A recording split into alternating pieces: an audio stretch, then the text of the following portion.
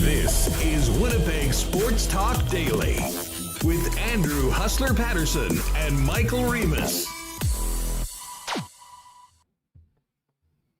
What's up, everybody? Huss here, Remis, and Winnipeg Sports Talk Daily. We got a game day tonight, late one, 9:30 p.m. puck drop here in the Peg as the Jets begin a 3-game road trip, starting it off at the Staples Center against the Los Angeles Kings, before being the guests of honor tomorrow night in Tempe at the Arizona Coyotes,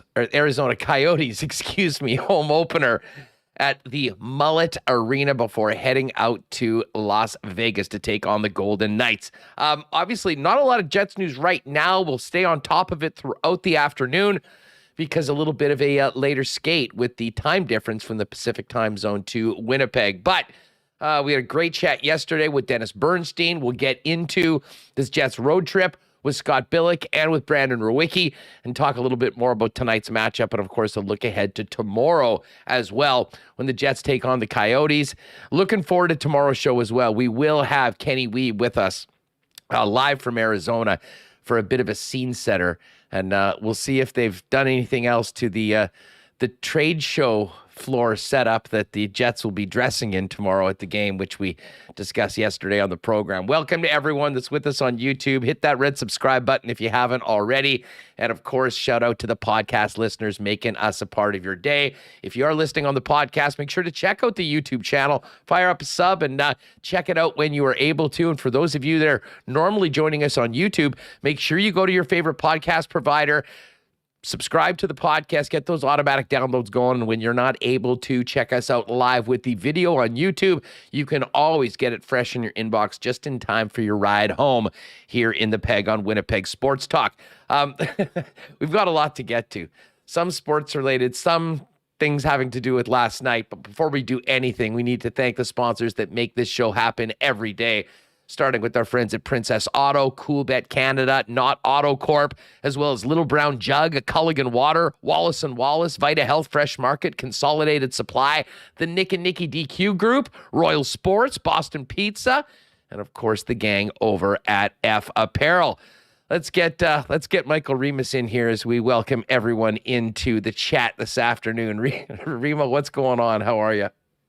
I'm feeling good. I'm pumped for tonight. I see some people in chat not excited about the 9:30 p.m. start, but for me personally, I live for these West Coast late games. It's amazing. So I don't have to wake up at 5:45 like Leslie mentioned in chat. That sounds pretty rough, but I'm pumped. Jets Kings tonight from Crypto.com Arena. And it's not the Staples Center anymore. Crypto.com. Not sure how long it's going to be Crypto.com for, but they also changed, it's Grateful Dead Night, too. Grateful Dead Night. Oh, cool. Yeah, I don't know what that means, but they had out T-shirts if you get, the package. Oh, well, that'll look good on television. Listen, before we get into the Jets and everything else, we got to talk about last night. First things first. Congratulations to the new mayor of Winnipeg, Scott Gillingham. Oh, I thought Glenn Murray. No, well... Depends on what time you were watching and what channel you were watching. Oh, okay. So the big win last night goes to the new mayor of Winnipeg, so we'll wish him well. The big L last night goes to CTV Winnipeg. Rima, I don't know about you. I'll fill people in. So last night I go to meet a friend to watch this Oilers Blues game in the Raptors. So we're at a bar in my neighborhood. And we're sitting at the bar, and we're watching the Blues and Oilers, and we've got the Raptors on the other game. Behind us, the bartender had thrown on CTV News on one of the televisions just so we could sort of turn around and see what was going on as they counted the votes. This is relatively early. So again, not paying too much attention. The votes start coming in. We're watching the games and turn around and see that CTV's declared that Glenn Murray's won. They've got the big check beside him, and we're looking up, and it's like 42% of the ballots had been counted, and it didn't seem like it was this insurmountable lead. But anyways, I mean, listen, the people that are doing those things are quite more advanced than the average Joe sitting at a bar without the sound on watching the game. So, there it was. And we're like, okay, well, geez, I didn't think that was going to happen, but I won't get into my thoughts or whatever on it. Just the fact, okay, Glenn Murray's really, okay. Back to the game. 10 minutes later, I check Twitter, and all of a sudden, Gillingham is leading. And as many of you probably had the same reaction, the folks over at our former employer just kept on running with that. And embarrassingly, at a certain point, they had to say, well, actually, maybe we don't have a winner just yet. And I think because of the early call, it made them all wait so much longer to actually announce the guy that had really won the election. Nevertheless, Reem, I don't know about you. That was one of the biggest L's we've seen a legit mainstream media company take. I mean, I don't know what's worse. Jet-centric saying that Barry Trotz had been hired by the Winnipeg Jets, or what had happened last night, and something of somewhat very high importance to Winnipeggers that are watching that last night. What? How? How does that happen? I know that this is a sports show, but this really is the number one topic in Winnipeg right now, trending yesterday. Everyone weighing in and making jokes at CTV's expense. It's really low-hanging fruit after layoffs that we've seen, and I guess they just had to get to Amazing Race Us. They had to end it early. Say, it's Glenn Murray, go home. We got to get to Amazing Race. But I was watching it at home. I watched CBC's coverage. I thought they did a great job. And when I saw on Twitter that they had tweeted out and like posted an article that Glenn Murray was, I was like, I don't think so. It's pretty close. There's a lot of more you got to count. Oh, they leaned into it. They absolutely leaned into it. They had it on television. They had our old pal from the COVID updates, John Hendricks. Shout out to John. He was always so much fun coming on every day for like a year during the height of the pandemic with myself and Rick. And he's down there talking to someone at the Gillingham HQ. And, it's the equivalent of, a coaching interview at halftime going, well, I think we're still in it. We might be down, but there's a lot of time left. And then it comes back and they say, well, unfortunately for them, we've already declared him the winner. And yes, you mentioned the Amazing Race. So this is going on, as I mentioned. I was not glued into the election. We were watching the hockey game and the hoops. 15 minutes later, after we're seeing what's happening on Twitter, and it seems like there is very much this election is still happening on, I turned back to the television that had the CTV broadcast on it, and it's the Amazing Race.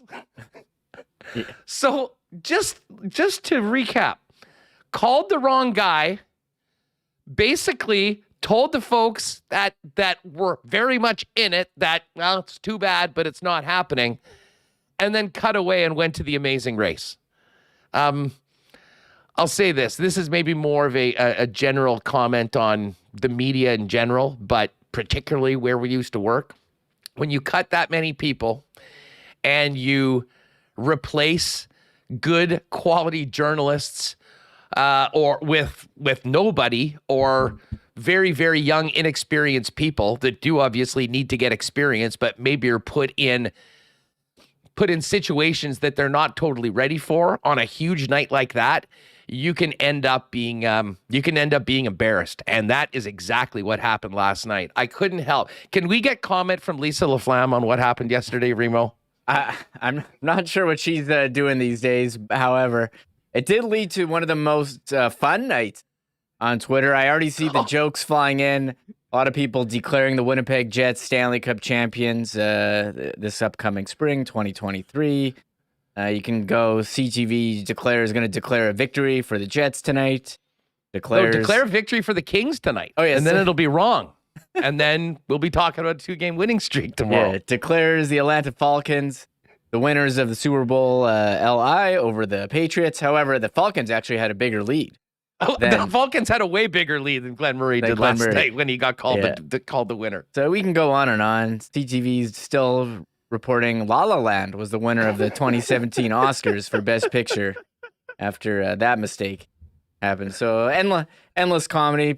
Riders still in the playoff hunt this year in the Canadian Football League as projected by our CTV Winnipeg. It's been memed into a Canadian heritage moment. So a lot of people having fun at Bell Media's expense last night. So It was like watching a reality. I mean, there was no hockey game on. There was no Jets game, so I was like, well, I'm tuning into this. I had the Blues game. The Blues seemed to figure out how to play against the Oilers. They lost 3-1, but I had that game on my computer while watching the election coverage as well. So big L last night, and it was entertaining. Maybe it was get people to watch. It was a publicity stunt. Yeah, well, there's no doubt about it. Well, yeah, but then everyone turned over, and it was The Amazing Race. Could this have been a plot by The Amazing Race to boost their viewership beforehand in the city of Winnipeg? I'm not sure. Conspiracy theories abound. I know Billeck will have some takes on this. We'll talk to him about it a little bit later on, but of course we will get to the Winnipeg Jets. That being said, you mentioned that Oiler-Blues game last night. Oilers did the Jets a little bit of a favor with that win. Ryan O'Reilly finally got on the board. He'd been a little bit quiet so far this year, but the Oilers do get the victory. And as we said yesterday, I did get that nice little plus 218 parlay with the Oilers and then the Tampa Bay Lightning, who you knew would bounce back from their loss to the Kings, going into Anaheim, the Duck Pond, and beating the Anaheim Ducks. But, this Kings team, Remo, that we're going to be seeing tonight is interesting. As we talked with Bernstein yesterday from the fourth period, Dennis filling us in, they've had an unbelievable start to the year from Gabe Vilardi, which I don't want to say is found money because he was top draft pick and was a guy, but they've been waiting for him for a little while. And if you can get that sort of production at more than a point a game from outside of your top six, especially for a team that's traditionally been pretty defensively stout, you're way ahead of the game. Problem is for the Kings so far this year is that they haven't been as good defensively. And as Dennis mentioned yesterday, the goaltending has been pretty shaky at times, especially from Cal Peterson. And I would imagine, considering the way Jonathan Quick played against the Tampa Bay Lightning, they'll likely roll with him again today. We should have maybe a little bit more clarity on that a little bit later on in the program as more news comes out of Tinseltown before tonight's game. Yeah, Kings, they were a playoff team last year, took the Oilers to 7 games. They acquired Kevin Fiala. Victor Arvidsson's been hurt. And Adrian Kempe, Anze Kopitar, they've been kind of cold since starting off hot, but I think they're pretty strong players. Drew Doughty, he's healthy. Sean Dursey really stepped up last year in his absence, and he mentioned Brant Clark, who's looked pretty strong in his first couple games in the NHL. So Kings solid team. They are favored, and we'll get to the odds. They are, I think, slight favorite against the Jets, but for the Jets, we've got excited about the Jets in the past when they've had a good game, and you think, okay, they just need to keep it going. And really last year they'd have one step forward, 2 steps back. They'd have a good game and you're kind of expecting it to continue, and then they'd lay an egg. This is a pretty tough road trip starting off with the Kings back to back. With the Coyotes, they're going to be face the adversity of that horrible visitors dressing room tomorrow, and then Vegas on Halloween weekend. So I think the schedule here kind of stacked against the Jets, but we're hoping they can get 2 out of 3, 4 to 6 points. And you'd like to see them continue their game that they had on Monday into tonight. And hopefully, the late start time zones, it's basically 9:30 local start, doesn't affect them. But if they can continue that, I think that's good. If they take, if we see what we had seen in other games this year, like the Dallas game or, some of the Vegas game, then I don't want to say be concerned, but you'd like to see the momentum continue from Monday. Well, there's no doubt about it. I mean, the Jets are trying to instill both a style of play that they can repeat and execute consistently. And, and it's hard to do something really well for the full 60 minutes, never mind game after game after game, but they did it against the St. Louis Blues on Monday night with their most complete performance of the season. And as we heard from Scott Arniel, both after the game and yesterday before the team headed out to L.A., that is pretty much the blueprint. And listen, it would be very disappointing if they completely came off that tonight. I mean, you'll win some games, you will lose other games, but the one thing under the team's control is the way they come out, the way they execute, and their commitment to both the offense and defensive parts of the game.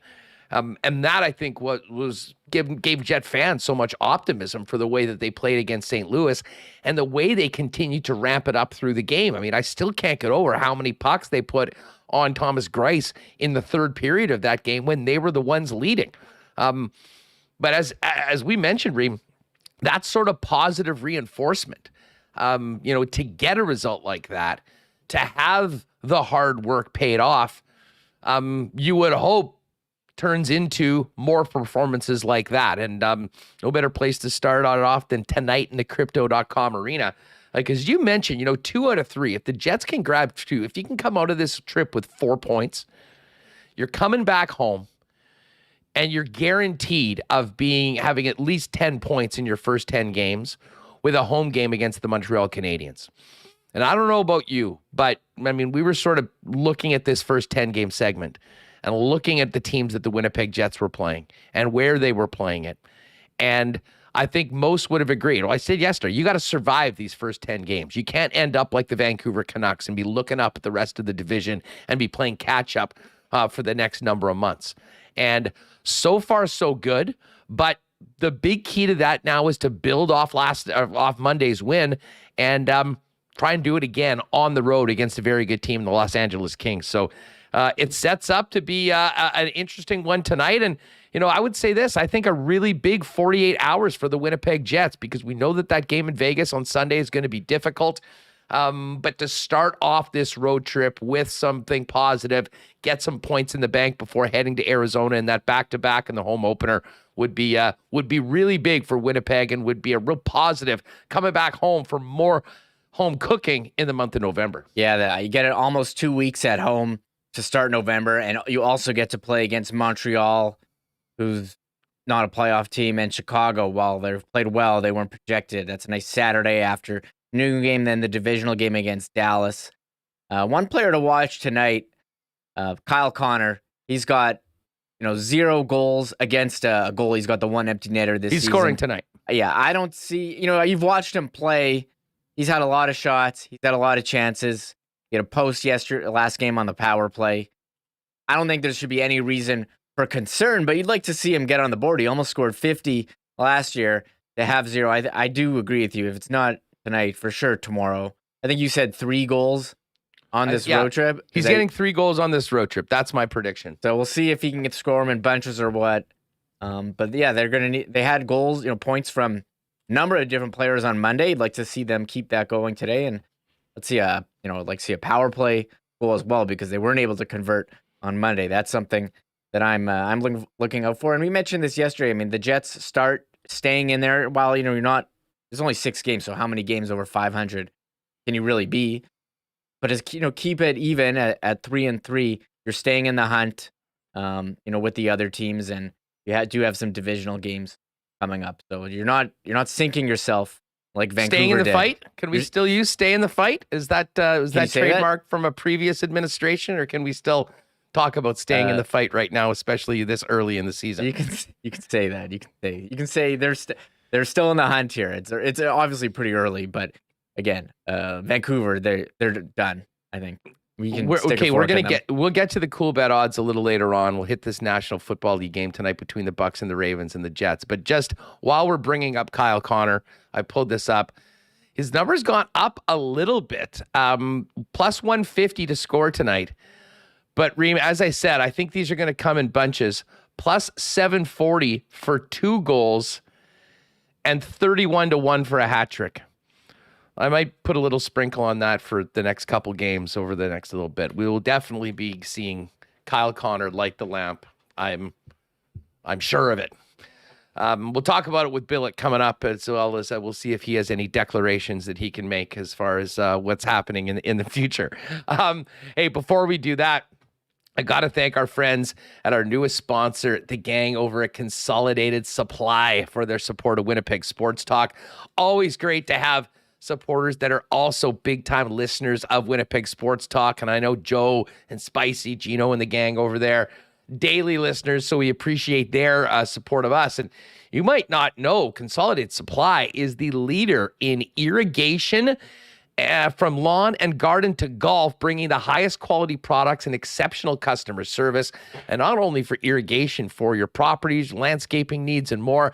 also have artificial turf if you're thinking of maybe building that dream putting green in the backyard or somewhere on the property. But much more than that, they've kind of started out as golf, and obviously they've been the leaders in golf cars in Manitoba, both for the golf industry as well as industrial or for personal use. Got some pretty amazing units there, 2-seaters, 4-seaters, 6-seaters, and also specializing in small engine parts, hot tubs, outdoor kitchens, and more. Pop down and see the gang at Consolidated Supply, 1395 Niagara Road East, or check out their brand new website at cte.ca for more on what Consolidated can do for you. Our friends over at Vita Health Fresh Market continue to be the leaders, providing Manitobans with great prices on natural and organic supplements, beauty products, and groceries. When you shop at Vita Health, you're supporting a great local company, family-owned and operated since 1936, carrying Winnipeg's largest assortment of local products. And hey, with the seasons changing, great immunity products like vitamin C and D, and awesome school-friendly snacks and lunch items. And hey, for those of you on the go, pop into any Vita Health and check out their grab-and-go deli featuring delicious and healthy Vita Market salads, soups, sandwiches, and more. Vita Health Fresh Market, empowering people to lead healthy lives. 7 Winnipeg locations, including the newest store in Linden Ridge, and online with their new fully shoppable website at myvita.ca. And hey, winter is coming, folks. And Wallace & Wallace wants to remind you not to forget your garage door as you're working through your home winterization list. Summer rain, dirt, and dust can stain your door, so a quick pressure wash or hose down with the mild soap or detergent will not only brighten up your curb appeal, but also protect the life of your door. You're also going to want to make sure you lubricate your rollers and hinges with a high-quality lithium or silicone-based grease. Don't use WD-40s. It can cause problems as temperature drops and doesn't lubricate nylon rollers. But hey, you can also call Wallace & Wallace and take advantage of their winter maintenance program, their version of a medical checkup for your door. You'll get the full rubber glove treatment. Their technicians will poke and prod their way through a 21-point checklist, making sure your door is ready for the winter ahead. To book your service call, go to wallacedoors.com or give them a call at 204-2700. And of course, you can always pop down and see what Wallace has going on for both overhead doors and fencing at 90 Lawson Crescent. All right, Jets, Kings, a wild night last night in the city. Let's welcome in Scott Billeck from the Winnipeg Sun. Of course, Scott on bomber duty as well. Billeck, what's going on? How are you? I'm recovering from all the tweets that I read last night about a certain news organization that definitely called the election way too early. So yeah, that was I don't even know what to say. I really don't want to dump on them any more than we probably already have, but you got to get to the amazing race, man. Got to get to the amazing race. No, they lost the amazing race to get the election, the mayor of Winnipeg, right. So, I mean, it's just, it's embarrassing. And to be honest, it looks bad for the rest of us, too. And, some guys like, I mean, John. More fake news. More fake news, yeah, Scott. I mean, I don't know. I said my piece on Twitter last night. I mean, that's it's been a rough one. So, but I mean, whatever. It's an election. It made the election interesting, I suppose. Made the coverage interesting. It made being on social media interesting during the election. That it certainly did. Certainly did. So maybe that'll get more than 37.3% people off their asses to vote next time. But yeah, I mean that was the most exciting thing about this whole election race was a certain organization deciding that it would pull it not like basically half the polls were in, and it turned to be a complete disaster for them. Yeah, that was a major L. Well, Jets are coming off a big W on Monday night.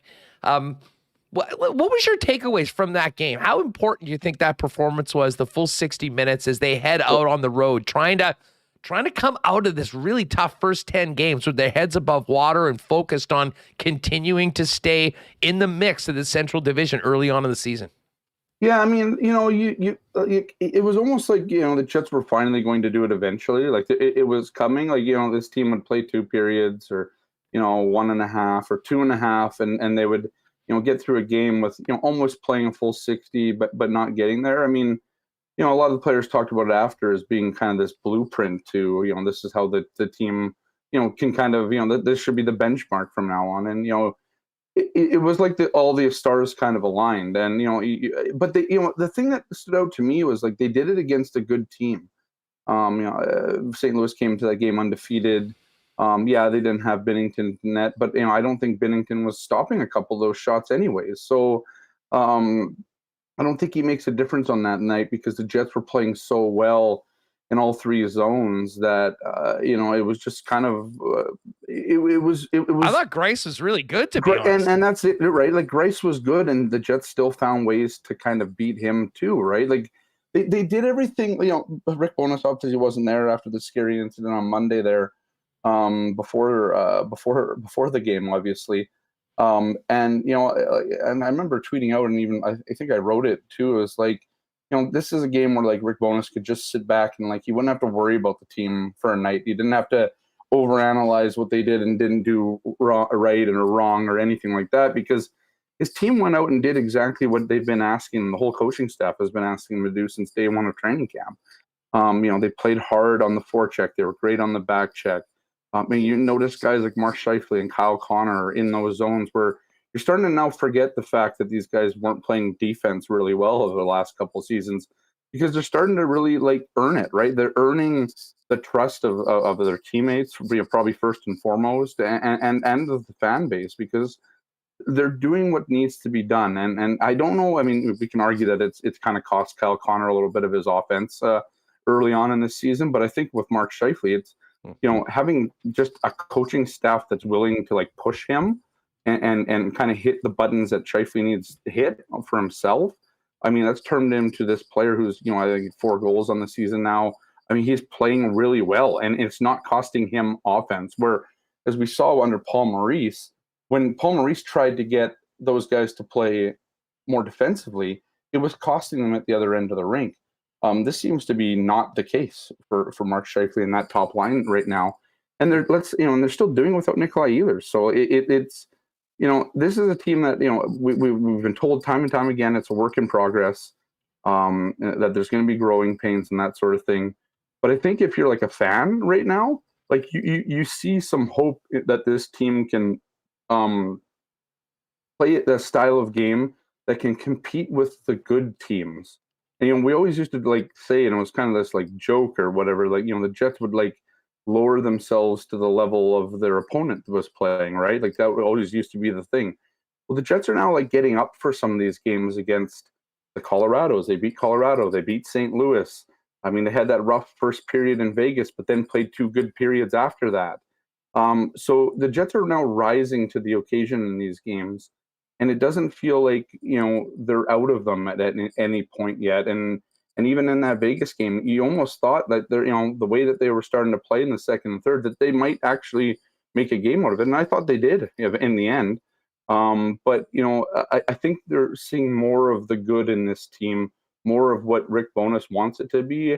And even though he hasn't really been around the team a whole lot, I mean, at least in person, I think there's the message, the overall structure and everything they learned in training camp is something that they're really starting to grasp. No, I agree with you on most of those points. Just quickly on the top line. Yeah. Some of the most important moments in the game, from my perspective on Monday night, and maybe it's more of a big picture than, the minutia of a 60-minute NHL hockey game. Right. But was the very clear and obvious all-out effort by both Connor and especially Scheifele in a back-checking role. Yeah. And I think about something that Scott Arniel had said, and again, he's been, for the most part, the spokesperson of the coaching staff with Rick on the shelf. Yeah.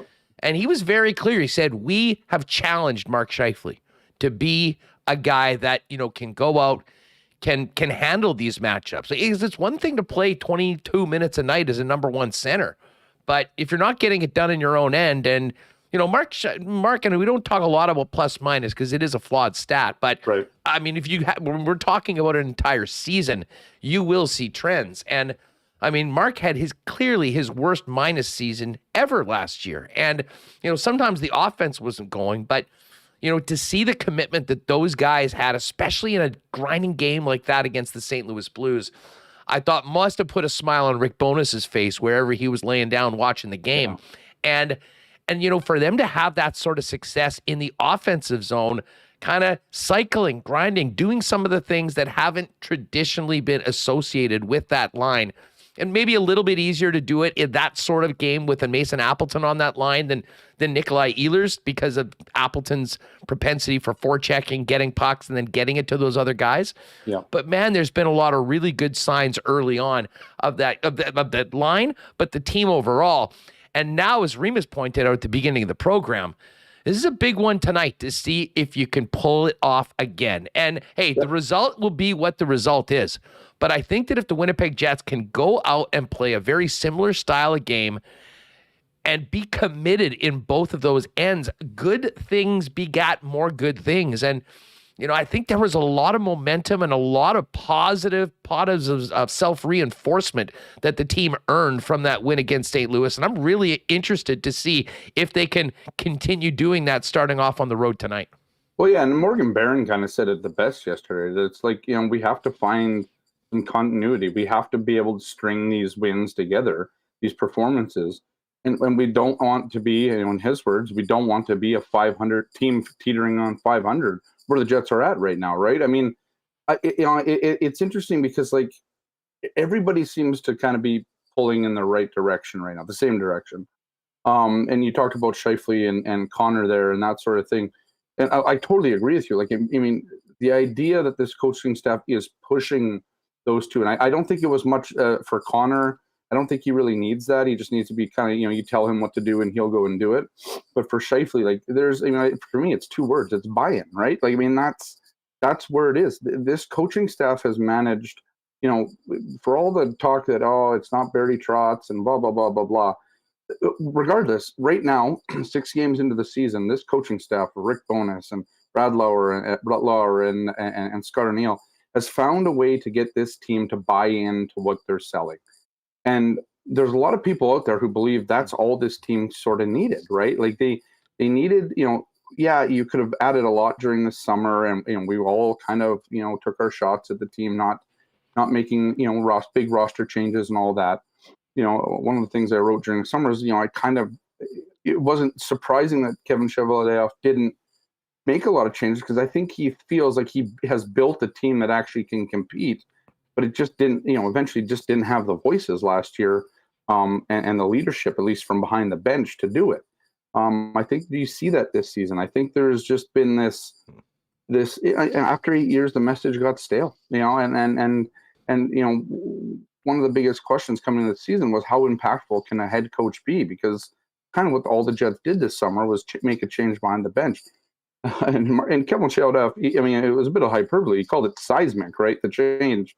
And that sort of thing. We kind of snickered at that. But the way that you're seeing it right now, like, maybe it is a little seismic. Maybe he's right, like, to get Mark and Kyle and that top line playing that way, to get the buy-in from the third and the fourth lines to play, to give those, especially the fourth line, the confidence to be out in the third period, out late, and where the fourth line never really saw that under Paul Maurice.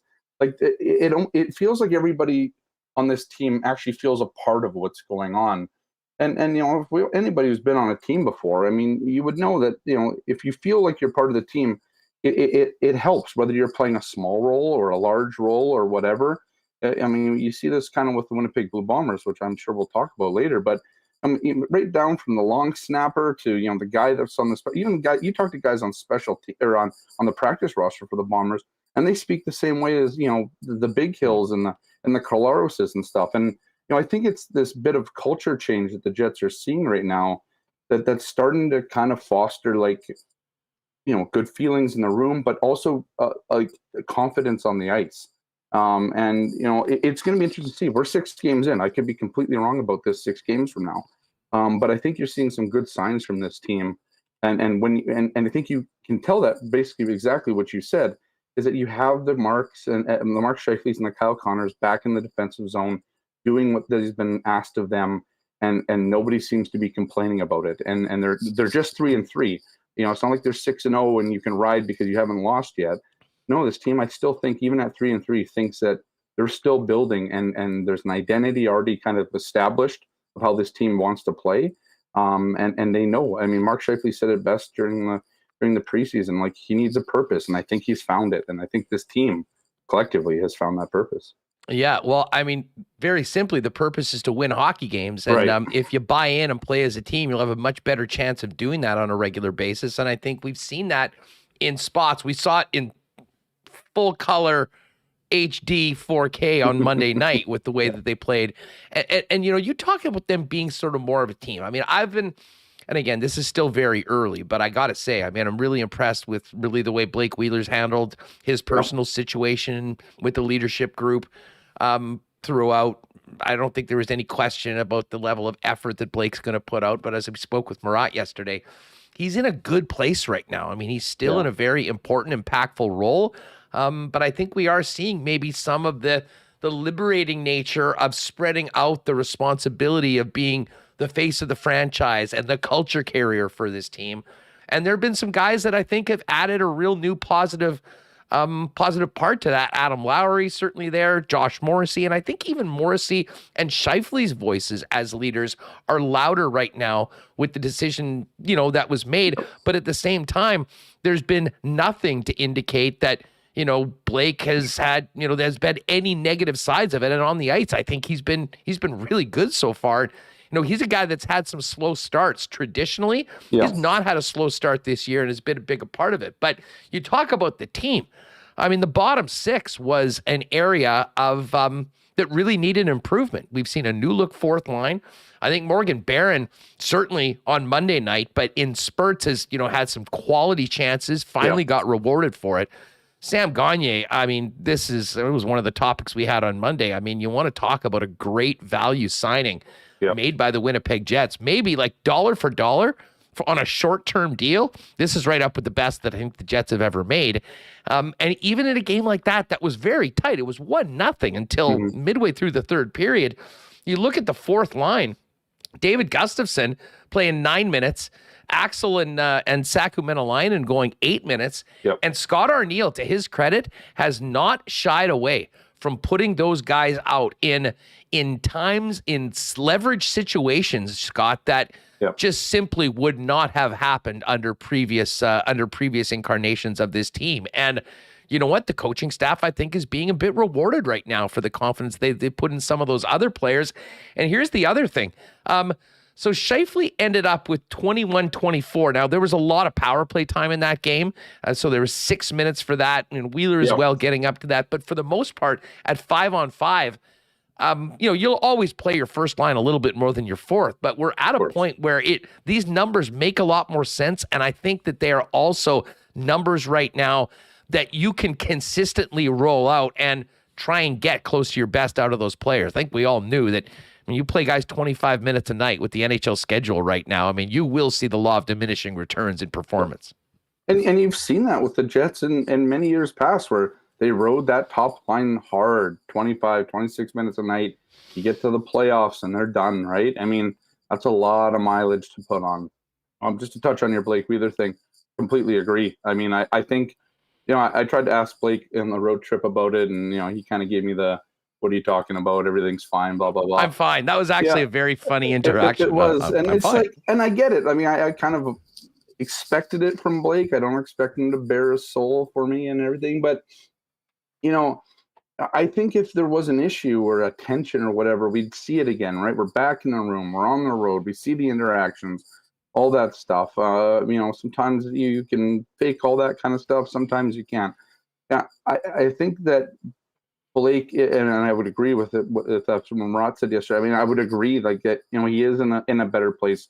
There's not that burden of the captaincy, and probably more so the burden of leading with a style that might not be really always getting across to the whole team. And now your leadership group, kind of. I mean, they're mostly veteran players, in that. But I think some of the young guys still have say in it, right? I mean, Nikolai Ehlers is not old by any means, obviously a veteran on this team, but I think he's one of the links to the young guys too, and so it gets them in place. But I think a lot of these guys just feel like there is a place for them now, not just on the ice, but off of it, to to speak up, to say whatever they want to say. And of course, I mean, that translates into these good vibes that we've been hearing about and talked about and stuff like that. It's those types of things that foster a better culture. And, just to go to your fourth line thing. Yeah. I mean, but I think they've found so first of all, Sam Gagner, probably the best veteran signing they've had in years, maybe one of their best veteran signings of all time for a fourth line role. Just based on, it's early. I'm kind of declaring that probably 6 games in is probably not good, but Sam Gagner has been a good player. He's playing on the power play. We've seen a lot of fourth line guys come in here, the Matt Hendricks, Nate Thompsons, blah, blah, blah. Those guys have always just been PK guys stashed away playing 4 minutes a night.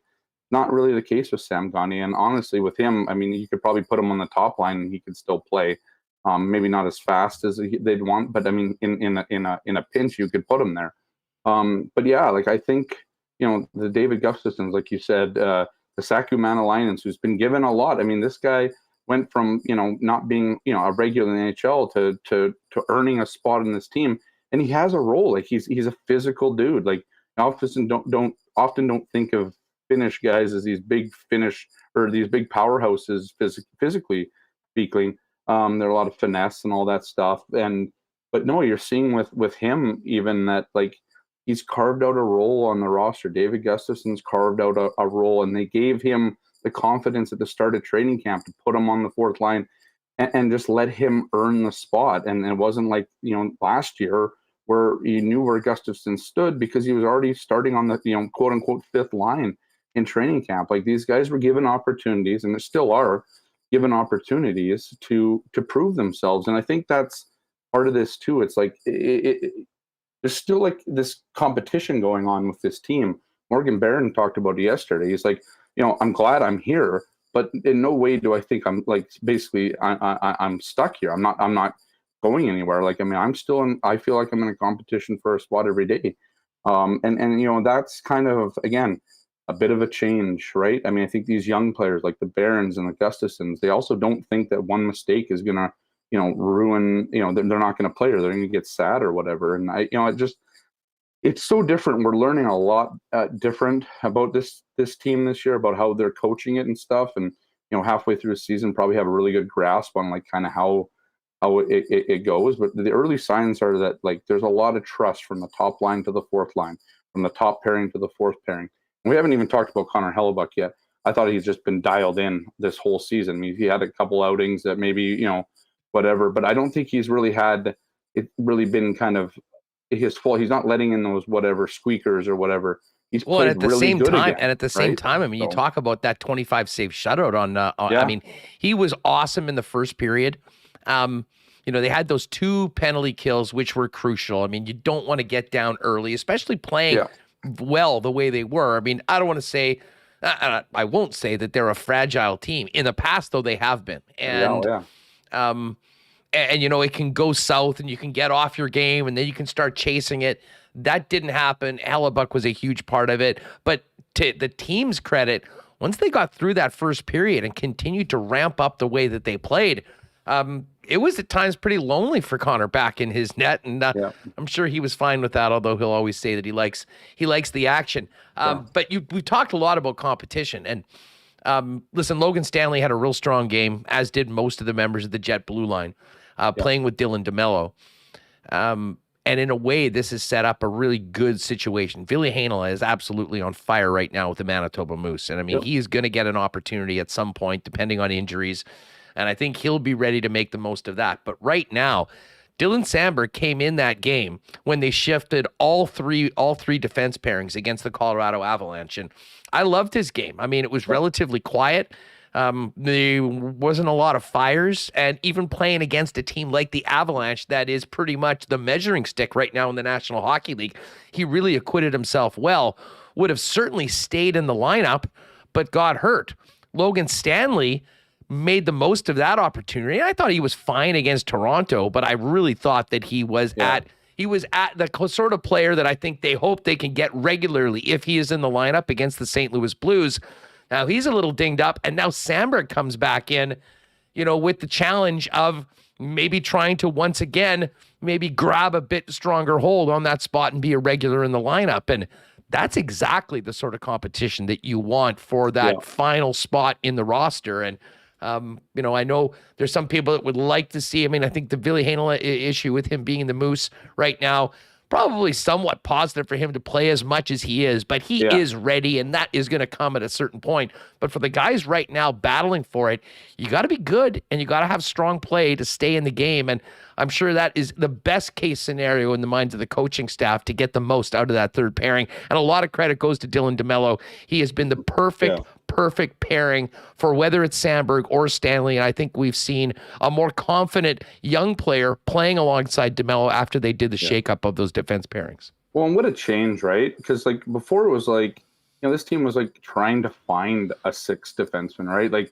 None of them would really come in and really make a splash, and it was difficult. And especially before they added, Brendan Dillon and obviously Nate Schmidt.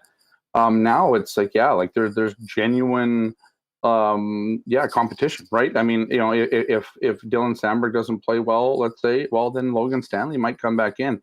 And I think you're right. I think there is a confidence for a guy like Logan Stanley that we've seen this year.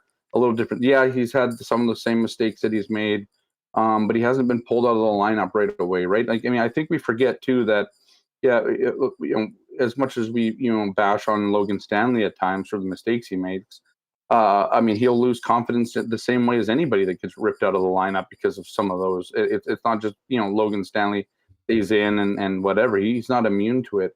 And I think Dylan Sandberg, like you said, acquitted himself very nicely against Colorado. And this is, a quiet game from a defenseman is often a good game, especially for a guy like him who's more of this stay-at-home kind of, defensive defenseman type of guy. There is some offense there from Dylan Sandberg. I'm not sure how much we'll see it all the time. But, that's what you want from him. You want a guy that comes out, and he's a good, safe option. And especially when you see guys like Josh and Nate Schmidt and Neil Pionk moving up the ice, you don't always need all six of them going up the ice. And even Dylan DeMello's been moving up the ice, right?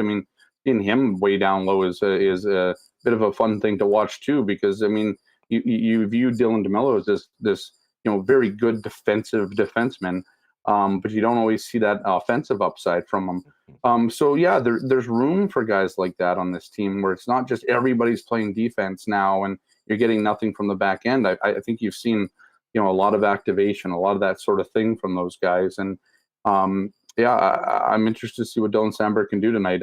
Just checking out the lineups here. Stanley's not going to be in. He won't be in the lineup tonight because he's still banged up from blocking that shot. You're going to see Dylan Sandberg back. And it's one of those things where, I think they're happy with what Dylan Sandberg has done on this, with it. And I think they would have played Dylan Sandberg early. He just didn't stand out, right? That was the thing. But, I think we probably don't give Logan Stanley enough credit there at times, too, that he's hung in there, too. He didn't lose ground on any of those guys, and that's why I think you've seen, Logan Stanley play a lot this season. And, he hasn't been great the whole time, but he had probably his best game as a pro on Monday night there against the Blues before. And then, it's just kind of not great for him that he has to kind of come out now because of injury. But, there's no drop-off, right? Because I don't think you lose anything with Dylan Sandberg coming in the lineup. And a lot of people would argue, the team gets better with him in the lineup. Yeah, well, hey, guys are going to need to be hungry. And when you're in the lineup, you're going to have to play well enough to stay in the lineup. And that's, I think, exactly what they had envisioned with the at the bottom of the Jets' defensive depth chart. We'll see Connor Hellebuck tonight, it seems, which I imagine will be Dave Riddick time tomorrow night in Arizona. And, of course... Did you see those visiting room lockers, the thing from yesterday? It's a trade show floor. It's horrible, man. You can have little cloth dividers. Remo, you got to pull that video. Well, the thing is, the Jets have to win this game tomorrow night, because then we'll be able to see the jacket presentation, walking basically across an entire rink. Here you go. Yeah. Listen. Goodness. It's obviously low-lying fruit, and still everything. Nutritious. That's good point. There's a lot to kind of crack on the Coyotes, but bottom line is the Jets need to go in there and get 2 points. I think if they can get 2 wins of 3 on this trip, and you come back with 5 wins or 10 points in your first 10 games of the season with a home game against Montreal. In that way, yes, there it is. The trade show floor. Soon to be hosting the Winnipeg Jets before the game at the Mullet Arena tomorrow night. They'll put themselves in a really, really good situation. Hey, just quickly before we go, I know you've been following the Bombers this week, and Ed Tate will join us to tee up tomorrow night's game. Going to see many of the regulars back in the lineup. We'll see how much they play tomorrow. And of course, some intrigue in this game that really doesn't mean much because Nathan Rourke's on the other side, back at quarterback for the BC Lions. And that's a great story for anyone that likes the Canadian Football League and even for the Bombers. You want to win, you want to be the best, well, beat the best. And Nathan Rourke was right there with his BC Lions team until he went out after week 10.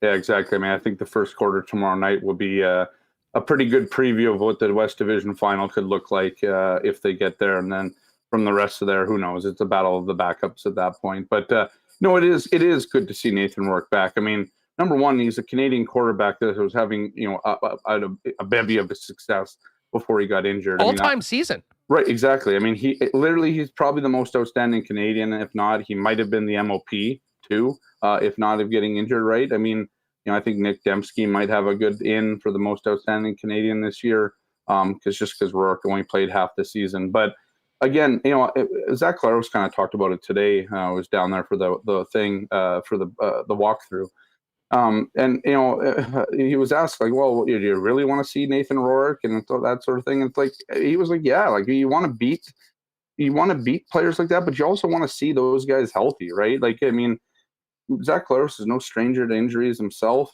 He's been through a lot as a quarterback, and getting himself through some of those concussions and that sort of thing. It's good for the league to have this back. And if this builds momentum, I know, BC is going to have to beat Calgary, which isn't going to be an easy feat in the divisional semifinal next week. But that makes for a hell of a storyline if Nathan Rourke and the Lions come back here in the West Final. And I'm looking forward to that. And other than that, I mean, the Bombers, again, they're the most incredible team that I've covered in terms of like their head and where they're at. They still want to win this week. It's all about getting better still. I don't get it because it's such a nothing burger game, but it's for them. I mean, I was bugging Brandon Alexander about it today. I'm like, dude, like, come on, this game's nothing, right? Like, he's like, no, man, like, we're going to win. And it's like, yeah. And like, all right, fair enough. I get it. But I also really like that as a reporter and just somebody watching a sports team, like how incredible, like it's hard to describe how incredible this culture is with this Bombers team. And yeah, I mean, you notice it at the games and stuff. We all watch it on the field, but just talking to these guys, like I said earlier, it doesn't matter if it's the practice roster guys or the Big Hills and the Caleroses.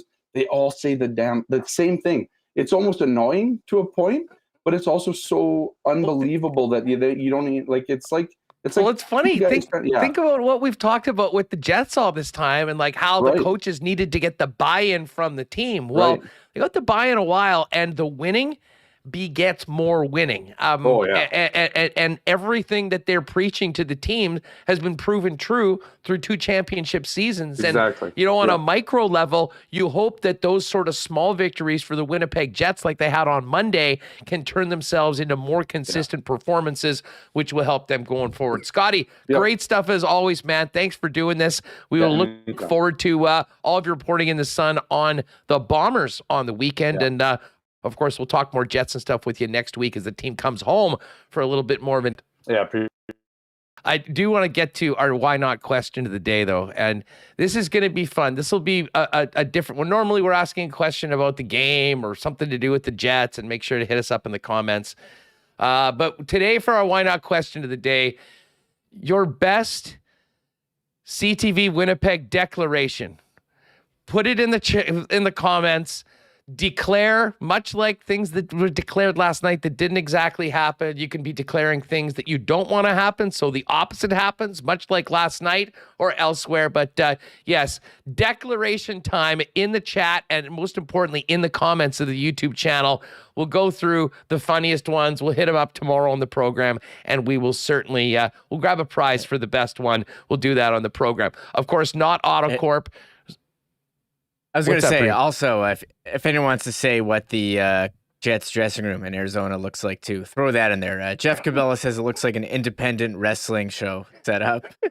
So there's some good Trade ones. show. Yes, that's right. Okay, that's all in there for the Why Not question of the day from our friends at Not Auto Corp at Waverly and McGillivray, the Tesla experts in town at a big Tesla event right now, but their Tesla Experience program with overnight or weekend rides to teach you all about a move to an electric vehicle still on right now. And hey, the other thing that's happening right now over at Not, winter's right around the corner, and they've got the winter tire specials and the MPI payment plan. So why not get safe winter tires now and pay later? And of course, warranty approved servicing and maintenance repair on all makes. And hey, if you are looking for a new vehicle, electric or traditional, before you do anything, head on down to the experts at Not. Why not get into the car of your dreams at a great price with the help of the Not Auto Corp team? Our gang at Royal Sports ready for the playoffs for the Bombers, certainly ready for Winnipeg Jets season and ready for the World Cup as well. Many people wondering, where the heck can I get some Canada gear for the upcoming World Cup? The place to do that is Royal Sports. I'm actually going to pop down and get some gear. Maybe we'll drop a little video when we head down there on the Winnipeg Sports Talk channel. But you know Royal Sports. It is the sports superstore in Winnipeg. The best merch from the National Hockey League, NFL, Major League Baseball, NBA, Canada Soccer, and more. And the Hockey Superstore for over 35 years, family owned, with the experts in town to get you and the player on your team to maximum performance. Royal Sports, hit them up on Instagram as well at Royal Sports Pembina for the latest merchandise drops and sale information. And suit show coming up after the wonderful support. By the way, let's get a few more likes here if you don't mind. Thumbs up, as always. But you came through when we were at the rink. We'll be cranking out the new F Apparel suits very soon on the program. And if you need to up your wardrobe, pop down and see Andrew and his great staff at F Apparel, 190 Smith Street downtown. 2 big sales right now. Buy one suit, get another one for 30% off. And fellas, if you got a wedding coming up next summer, if you get you and the gang in there booked and measured before the end of November, everyone at the wedding party will get a free shirt and 10% off your purchase. Custom suits beginning at $400 at F Apparel, 190 Smith Street downtown. F, that's EPHapparel.com. All right, let's welcome in our guy, Brandon Rewucki, after a little technical timeout. Rue, what's going on? How are you? I'm doing pretty... Oh, wait. Hold on. Breaking news. CTV Winnipeg has declared TSN 1290 as the radio station of the year for 2023. So... Wow, exciting stuff, man. Who would have guessed? What a gong show last night. I mean, listen, we kind of know a little bit about how things work behind the scenes on the radio side and with the big company. I mean, maybe this is just a sign of the times. When you whack enough people and get down to an absolute skeleton crew, mistakes like that can happen. But my God, I mean, that is egg on the face of everybody involved. And frankly, I feel sorry for some of the people that are out front because it's not their call that's making that happen. But how the hell does that happen? Yeah, couldn't happen to a nicer company. It's unfortunate, but it's the way she goes, eh? I was just shocked because I was following along on Twitter and Bartley Kivas is kind of like live tweeting the results, and it was really early. Big and it was really like, I mean, there was, I don't know if it was like a couple hundred or a couple thousand votes, whatever it was. I was like, wow, they're giving her right off the bat here. Maybe wait till we're over 50% report and all that. But that was, that's an all-time blunder, man. I wish I could say it was surprise, but not surprise. On a more lighthearted note, CTV Winnipeg has also declared my diet to start Monday. So I'm looking forward to that getting underway too. I knew this entire show today would just be dunking on everything that happened yesterday, and whatever. I'm here for it. It was it was embarrassing. Certainly made the election night that much more interesting. I'll say that. Yeah. And for everyone that didn't vote, hopefully they get out next time, exercise their right, and we'll tune in for all the feedback and results in real time. And maybe lessons will be learned. We'll wait till we actually know who's won before we crown a winner and then go to the amazing race. Anyways, let's get to the Jets. Big 3-game road trip tonight, beginning in LA, but I'll kind of start where I started with Scott. Takeaways from the first 6 games, but especially that performance on Monday, bouncing back with the most complete effort by far this season against a good St. Louis team after a frustrating night at home against the Leafs on Saturday. Yeah, if we're just going to put it in blunt terms, they kicked the crap out of them. It was a bit of a curb stomping by the Jets, and I think St. Louis, in a way, was flattered by the scoreline for a large portion of that game. That's kind of what you envisioned if you were an optimist on their chances this season. That's kind of what you envisioned the team to look like. Go up against maybe not an upper echelon contender, but a damn good team in their own right, and you take it to them in your own barn. And the place was bumping too. It was really best case scenario all around for the Jets. I think that was the snapshot of what Rick Bowness and then maybe even Kevin Cheveldayoff want this team to look like. That's what best case scenario is. Now, I don't want to pump the brakes too much, but there were, even with the disaster that was last season, we still saw that a few times, right? The Jets, we all know the Jets are capable of performances like that. It's more so, can you string 5 of them in the next 6? Can you, if you have a bump in the road, not turn 2 losses to 7 losses in a row, right? It's always been the consistency with this team where you have some doubts and you have some concerns. It's not necessarily what they can do when everybody's rolling. We know that they can be a good team. It's just let's make this happen a little more often. Let's all make that the norm. But I will say, a pretty massive win in the sense that this road trip upcoming and the way the schedule plays out, there's a chance for this team to roll off 5 wins in their next 6, right? And hey, it is the death blow that is facing teams on the lower end of the totem pole. The Jets haven't taken advantage of those in a while, but it doesn't make tonight's game in LA an absolute mandatory must win, right? They could potentially lose this one, but you find ways to get wins against Montreal, Arizona, Chicago coming up here. And team, I think, the way the schedule plays out after 10 games, they'll find themselves in a pretty decent spot. Yeah, well, and to be honest, that's why heading in, and I know on Monday's show, we were kicking around. That was a huge game.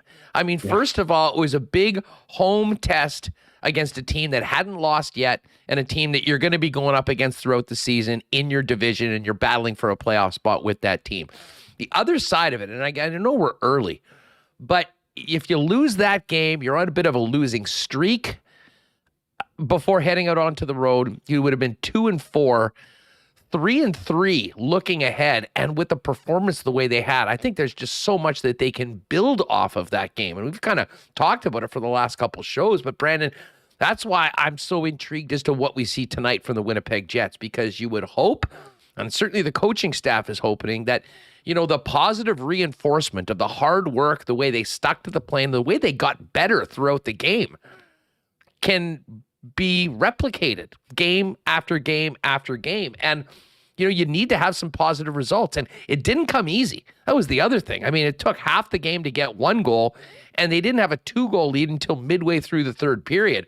But they were all over them right now. And listen, some teams will handle it better than others, but a good performance tonight, regardless of the result, if they can play that style and stay committed, they'll win more than they lose if they're able to do that, even on the road against a quality team like the LA Kings.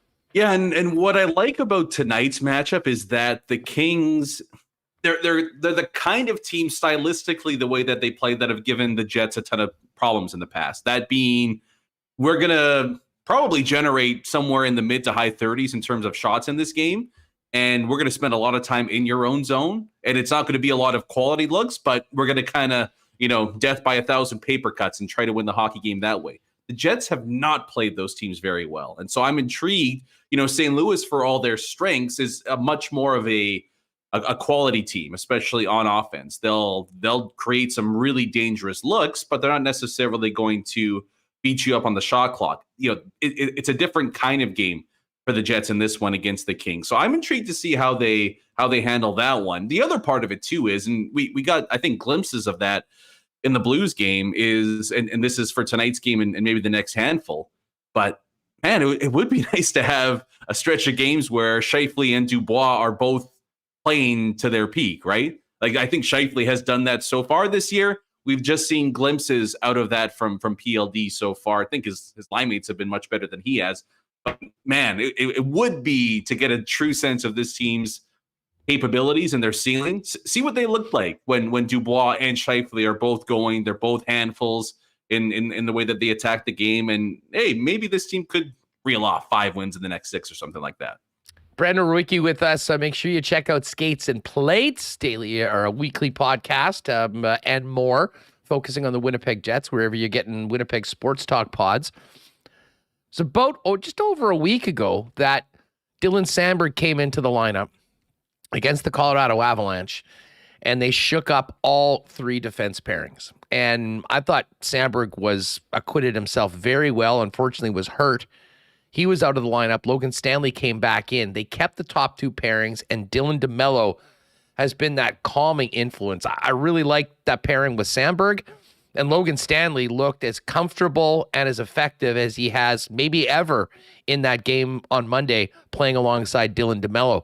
Thoughts on DeMello's role there with whoever of the younger defensemen is in the lineup, and your thoughts on Morrissey and Pionk playing together, which of course allows Nate Schmidt a little bit more ice time alongside Brendan Dillon. Yeah, so I mean, I guess the easiest way to put it is, Dylan DeMello has been this team's 3rd best right shot defenseman so far this year. So, if you're going by that, he should be on the 3rd pair.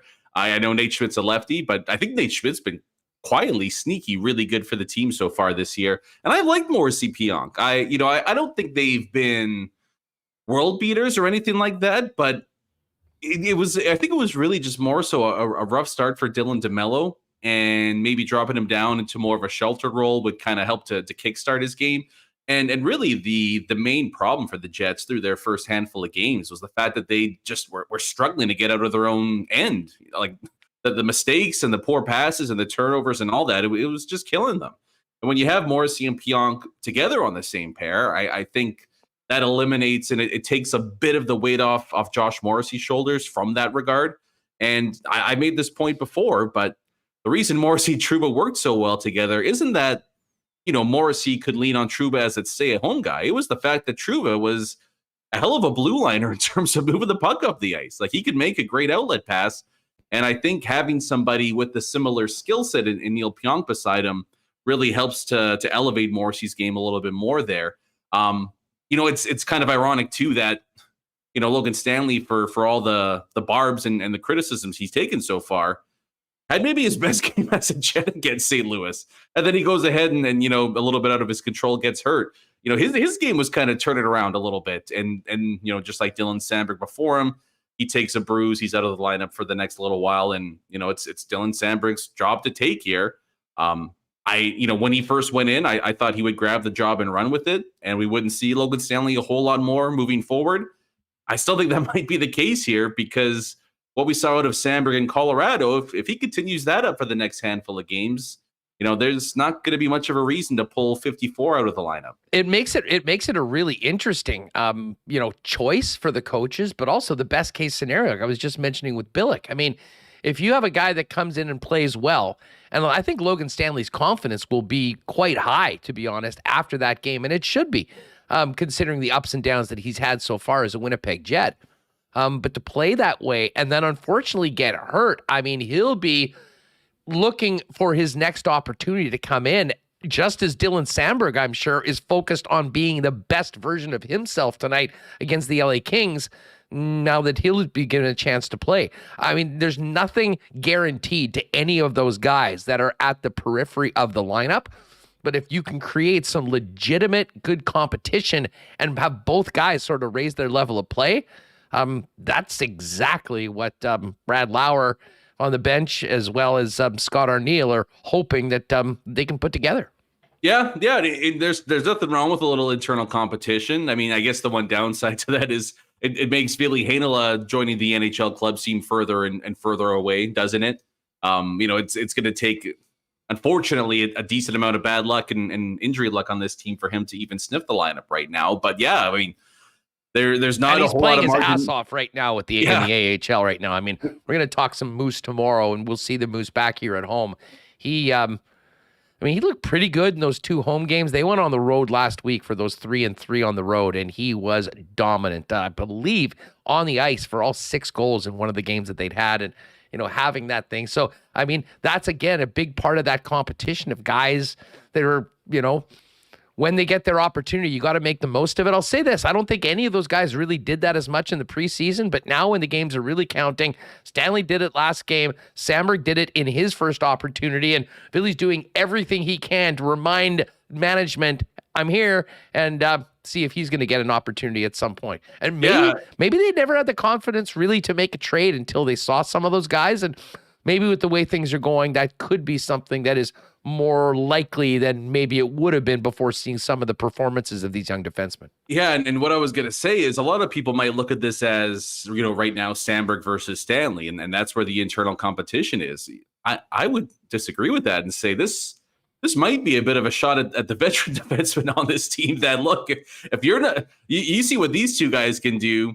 I know you haven't been watching anything, but we have down there with the Moose, we got a guy that we think is ready to go. If you're not bringing it night in, night out, a scratch is one thing. There might be a trade coming up sometime soon as well. So that's kind of the neat part of this is that, the youngsters are really doing all they can, and that's force the general manager's hand here.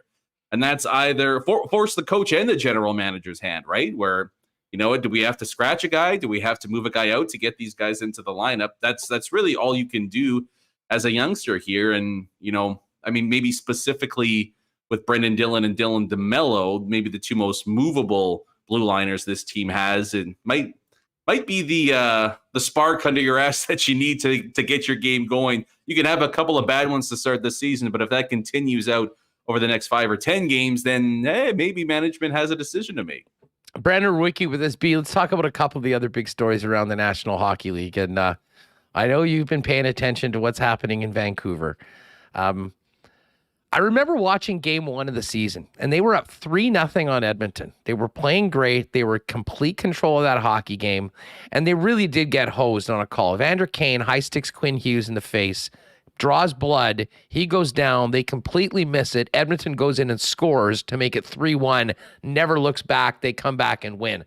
Follow that up with 3 more consecutive blown 2-goal leads. And now it seems like literally the roof of the Rogers Arena is caving in on that club right now.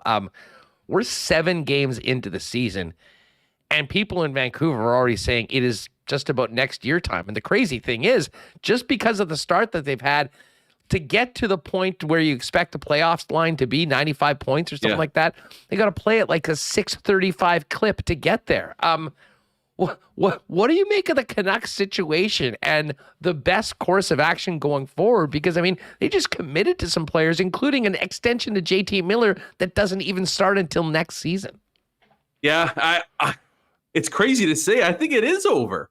It's just so damn hard. I think I read somewhere, like in the last 20 years or so, there's been one team that started off as poorly as the Canucks have. Of course, it was the Flyers that would end up to go on to make the postseason. And they, like, to your point, I think they played at a 42-24 and something record from that. Like, it's just so difficult.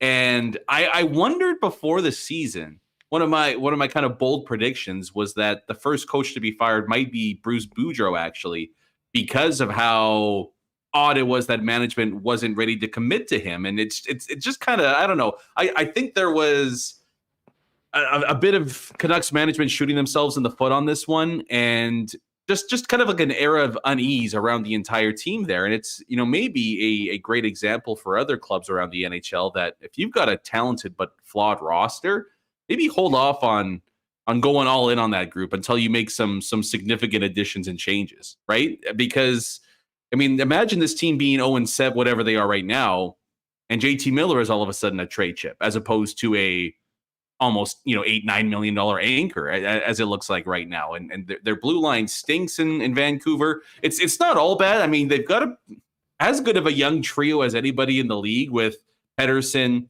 Hughes, and Demko. at the three most important positions there. That's a good spot to be in. But I don't blame Vancouver whatsoever for just looking at the standings, looking at the year, the way it's gone, and say, yeah, why wouldn't we punt on this season? Because we're already halfway there. And if we can get a top 5 pick guaranteed in one of the best drafts in a few years, why wouldn't we go down that route? Jim Rutherford is traditionally a guy that'll pull the trigger on big trades, but he's also a guy that has no issue with trading all of his draft capital going forward. Now, a very different situation in Vancouver right now, but how Rutherford and obviously Alvin as well, react to this situation, because I think what their expectations and what they thought they were capable of has probably changed over the course of just 2.5 weeks. But I mean, we're not even at Halloween yet, and we're talking about blowing the whole thing up. It's dark times over on the West Coast. Dark times were expected for your Philadelphia Flyers, and yet there they are, 4-2. Fill us in on the beginning of the Torts era on Broadway. Yeah, it's great. It's awesome. Need to lose, win a bunch. Who cares? Yeah. I'm kind of done a 180 on Torts. I'm all in on Team Torts now. He's a pretty big beauty, and with how much pain this group of players has cost me in the past, I'm 100% on board for Torts, kicking them in the ass basically every chance he gets. But the fact remains, the only reason they have wins right now is because their starting goalie has a .950 save percentage. Newsflash, it's difficult to lose hockey games when your goalie stops 95% of the shots they face. I mean, they're still getting caved in night after night. It's only a matter of time before, eventually, like Chicago, I mean, Arizona's already on this path, but some of these teams do get off to hot starts. But eventually, once you play 20, 30, 40 games, you start to see things correct themselves. I don't really have much hope whatsoever for the Flyers this season. And of course, even when they get off to a hot start, the news just comes out today that, all of a sudden Sean Couturier has a setback, which, take a shot if you're a Flyers fan. How many times you've heard that one? He's not coming back anytime soon. Cam Atkinson was day-to-day a month ago. Now he's week to week. It's one of those goofy things where the Flyers are perpetually cursed. They're going to deal with injury problems for the rest of my life. So I don't know. It's the only positive for me is Carter Hart. That's kind of the only thing. The return of Carter Hart is huge, and just as Canadian hockey fans should be happy, because that's a good point. We've talked a lot about whenever we're eventually going to get some best on best hockey, the one thing that has evaporated is the elite Canadian goaltending talent in the league. Carter Hart was thought to maybe be that guy, the next one, and had such a miserable last 18 months or so. I think that is a real positive. The best thing about following Tortorella's team is the doghouse updates. Who has found themselves in Torts' doghouse through the first 6 games of the year? Well, it was paying, I think, -150, but Kevin Hayes, of course, was the first one to enter. I think he's back out already. It was a brief trip to the doghouse. Doesn't seem like a Torts guy. He peed on the carpet. He threw him in. It's okay. He learned his lesson. So it was Kevin Hayes and Travis Konechny, third period benching. What is that? Six games into the year. I'm surprised it took this long. My biggest surprise is that he hasn't gone after James Van Riemsdyk whatsoever. But he's actually been pretty solid. Oh wait, yeah, he broke his finger. He's out for a couple of months now. Never mind. Yeah. So the Hayes versus Torts is going to be a good one. And I think at some point we'll see a D'Angelo versus Torts blow up. He's been okay so far, but that one, maybe Hayes versus Torts is the undercard to the eventual main event. D'Angelo Torts wrestling match at a practice or something like that. Brandon Rewucki with us. Let's get back to tonight's game though before we end this. Kings are an interesting team, 4-4, coming off a nice win against the Lightning. You got Kevin Fiala there, new. We haven't seen a lot of Quinton Byfield right now. He's still getting his feet wet, but Gabe Vilardi's been the big story so far with 9 points in his first 8 games, playing out of the top 6. What do you think about the Kings and the big challenges for the Jets to try to replicate what they did to the Blues tonight to start this road trip? It's going to be a big test for this club's bottom 6. I mean, maybe the biggest test they've had so far. I mean, LA is a really deep team. I still think the Kings are kind of underrated league-wide. They've got some good talent inside their top 6, but their bottom 6 was really what 8 teams alive last year. And I'll be intrigued to see how the Winnipeg Jets go at that without having the last change. if the third and fourth line maybe get it taken to them a little bit in this one. The big story for me from the Kings has actually been Brant Clark, this 19-year-old they drafted in the first round last year. He's probably not going anywhere. That's always a big help, hey, when you can get an 18-year-old, 19-year-old kid in the lineup and you give him some ice time, and looks like we're not sending him back anywhere anytime soon. So it's been a really, really good start for the young kid there. I don't know if it's surprising or unsurprising, but goaltending forever has been LA's backbone, and it stinks right now. Quick at least has the excuse of being 37 with those Gumby hips of his. We'll see if he can get back to where he was last year, but it's been a couple of rough years for Cal Peterson here. So, they don't give up a ton of shots, the LA Kings, but with the way the goaltending has played for them so far, wouldn't be shocked to see Scheifele and maybe Kyle Connor get the monkey off his back and finally get onto beat a goalie for the first time this season. But I think for those that were concerned about the bottom six, tonight's game might go a long way to either answer those concerns or maybe add a little stoke to the fire there. KFC's got to end this drought. I think he gets 3 goals on the road trip. I'm not sure whether it's all in one game, spread out 1 through 3, but I'm pretty sure when we get this team back here for the Habs and to start this next homestand, that we won't be talking about Kyle Connor only having 1 empty net goal in the season. It's going to be tough on Friday night, though. A sellout crowd, raucous atmosphere. Best goalie in the league, Carl Vejmelka. Oh, no. Vejmelka versus the Jets, I forgot. No, it's the second coming of the Dominator. Yeah, it's going to be tough. This whole Arizona thing is such a joke. I can't wait till this team moves to Houston in a year. It's just beyond ridiculous. I hope the league gets completely embarrassed by this whole college, what was it, independent wrestling dressing rooms. It's such a load of BS. It drives me crazy, because if this happened for even half a second here in Winnipeg, this team would be shipped off to Kansas City in a heartbeat. But this has been going on for 2 freaking decades down there in the desert, and Gary Bettman just laughs every time he's asked about potentially moving the most dysfunctional organization in all pro sports. It is it's the saga that never ends, and it is a new chapter opening up tomorrow. And high irony that the Winnipeg Jets are the visitors for the Coyotes home opener, playing in front of 4,500 fans at the ASU campus. I'll say this, for a fan base, probably just be some pretty rocking places before and after the game to go to. Glendale was always great. It just took you an hour and a half to get there, and vice versa coming back. So I'm sure the party scene around Tempe will be better. If only Google Maps was the thing, Gary. Did they just go, whoopsies, this is a bit further out than we thought. It's so stupid. I'm so angry right now. I hate to end off. I always like to be, positive and upbeat here, but the Coyotes they suck. Every single part of them stinks, and it's stunk since they moved there back in 96. And I hope nothing but the worst for them this year. And then I hope they draft 4th and miss out on the top 3 here in this draft, or they take the Russian kid and he never shows up. Even your guy Ghost Bear, who's got 8 points in 6 games to start the year. I take that back. I hope he gets traded, and I hope he gets traded, and they again whiff on whatever draft picks come back his way, and I hope he has a long and fruitful career. Yeah, nothing but love for the Ghost. Fill people in on what's cooking at Skates and Plates these days, dude. Yeah, coming out tomorrow. Not going to be a fun one, but we'll break down the Kings game once it's done at about midnight, and then we'll get back at it next week on Tuesday with the Coyotes fiasco, Vegas, basically whatever else pops up. Actually, as well, it's my birthday next week. Would love to know your listeners' thoughts on what I should do for my birthday lunch, because I've been thinking and planning for a while now. I take my birthday meals very seriously, and I haven't figured out one just yet. So I'm open to suggestions. I'm open to any cuisine, dish, whatever it might be. So if you guys could help me out, that would be appreciated. You know where to get it, at Brandon Rewucki, and on the your favorite podcast platform, Skates and Plates. There'll be a new one waiting for you tomorrow morning, and you can check that out before we get to it at Winnipeg Sports Talk tomorrow at 1 o'clock live on YouTube. Have a great weekend, and we'll talk to you next week for birthday week. Yay! Sounds good, man. Have a good one. See ya, buddy.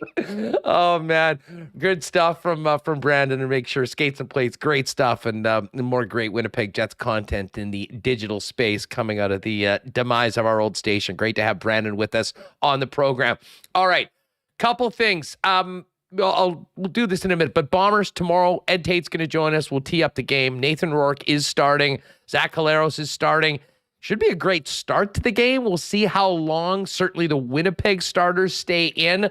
And very intrigued as to what Nathan Rourke has for us. And I think the hope is that, he'll be healthy, he'll look good, and then, we'll see a great matchup in the West Semi between the Calgary Stampeders and the BC Lions. If you're going to the game tomorrow, you know the drill. Get there early and get in on the pregame party at the Princess Auto Tailgate Zone. Princess Auto, proud sponsors of Winnipeg Sports Talk and the Bombers.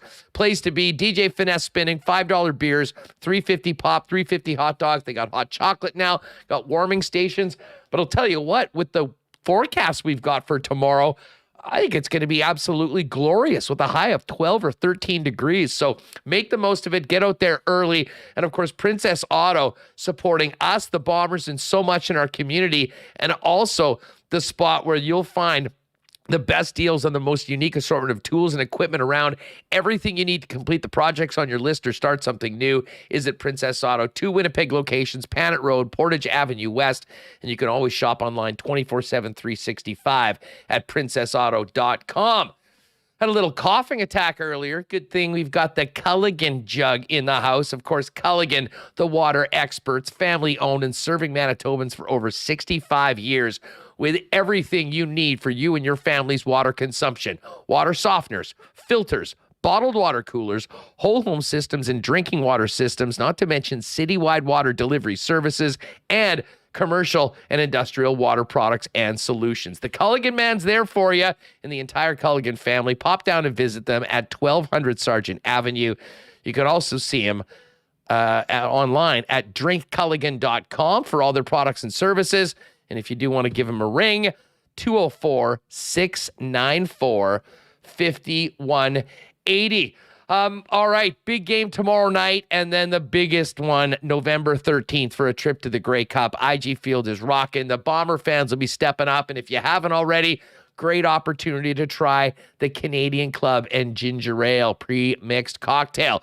Available now in 6-packs at your local beer store, and also available throughout IG Field, along with all the great Beam Suntory products, including Canada's favorite Canadian whiskey and the official spirit of the Winnipeg Blue Bombers, Canadian Club. Don't forget, for you whiskey aficionados, the 45-year-old Canadian Club Chronicles, the final edition of the CC Chronicles edition, is coming out next week. Only 80 bottles in Manitoba, so keep your eyes peeled for that. But I do have, folks, some passes for tomorrow's game. That's the Jim Beam Social Pass. You won't have an assigned seat, but you'll get in and you'll get a free CCN Ginger. Now, I've got a few of these, so I'll tell you what you need to do. Fire me a DM on Twitter at Hustlerama if you'd like to go to the game. And after the show, I'll go through them, and depending on how many we have in, I'll either pick some winners, do a little bit of a wheel, or depending on if I have enough for everyone, we'll hook you up with a couple passes. So if you want to go to the game tomorrow and you want to try a CC and Ginger, hit me up on Twitter at Hustlerama, slide into the DMs, and I'll fire you back a few of you. I think I've got at least 5 pairs of these for tomorrow to give away, and we'll have a couple more for tomorrow's show as well. So at Hustlerama on Twitter. Big thanks to our friends at Canadian Club. And hey, great night to hit BP tonight, folks. We got a good Thursday nighter for the first time in a while. Well, we'll see if it's good. The Ravens and Bucks have both kind of been up and down so far. Tom Brady looking not so good. Got that great new fall menu, including the mac and cheese and the carbonara pizza. And of course, every night that the NFL is on, you'll pop by, pizza flights, but on special, and your chance to win a trip for 2 to Vegas to see the Raiders and Niners on New Year's Eve weekend, and a bonus NHL game with the Golden Knights and Blues on New Year's Eve. Watch the NFL and enter to win at any local Boston Pizza, as well as Morden, Portage, Selkirk as well. And I might have to.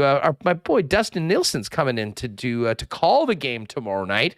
We're going to do the lock shop afterwards today, and I think pop by BP for a couple and watch the game, and then, of course, slide right into Winnipeg Jets hockey with that late puck drop at 9:30 p.m. All right, we will talk a little bit more about tonight's game. We'll get into the odds for a busy night in the National Hockey League and that NFL game.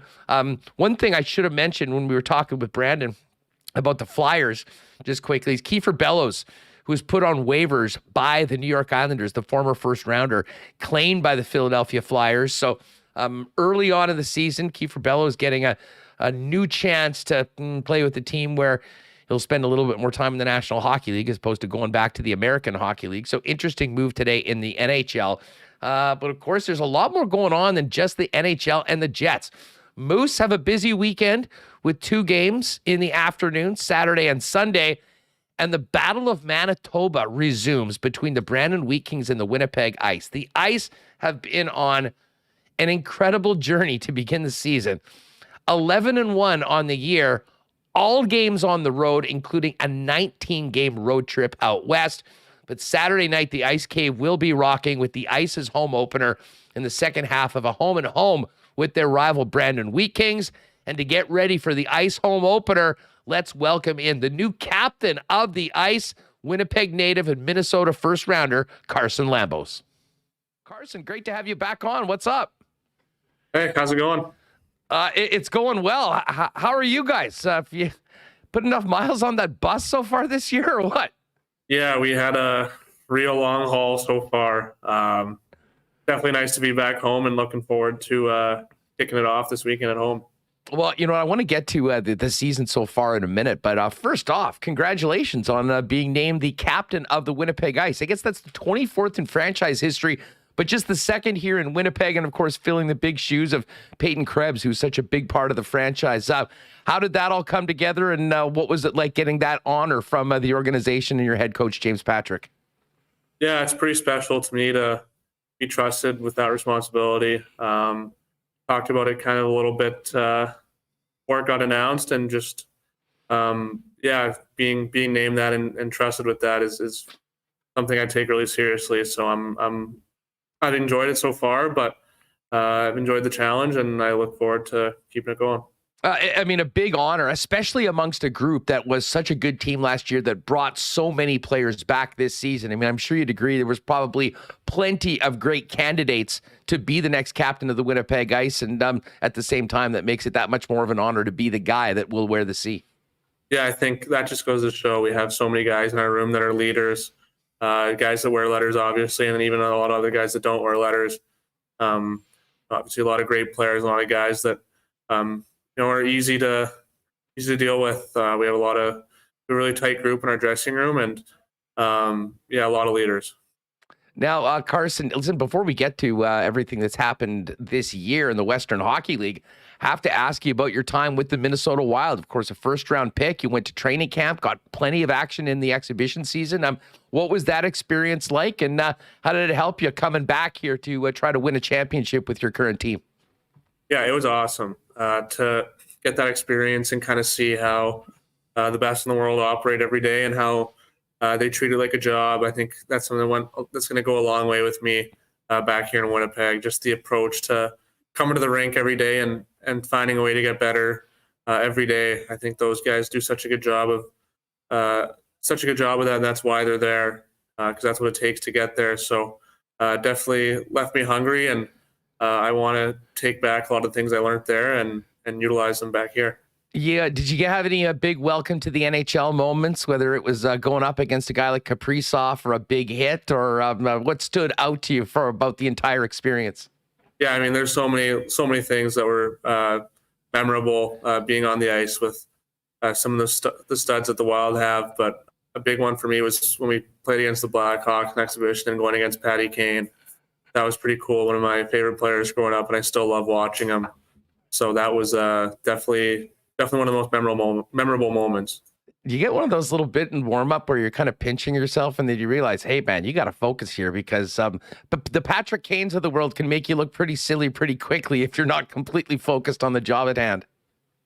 Yeah, I think last year with my first NHL camp, I was kind of pinching myself a bit and really taken aback and just kind of starstruck, honestly, at times. But this year going in, I think I had a lot more confidence.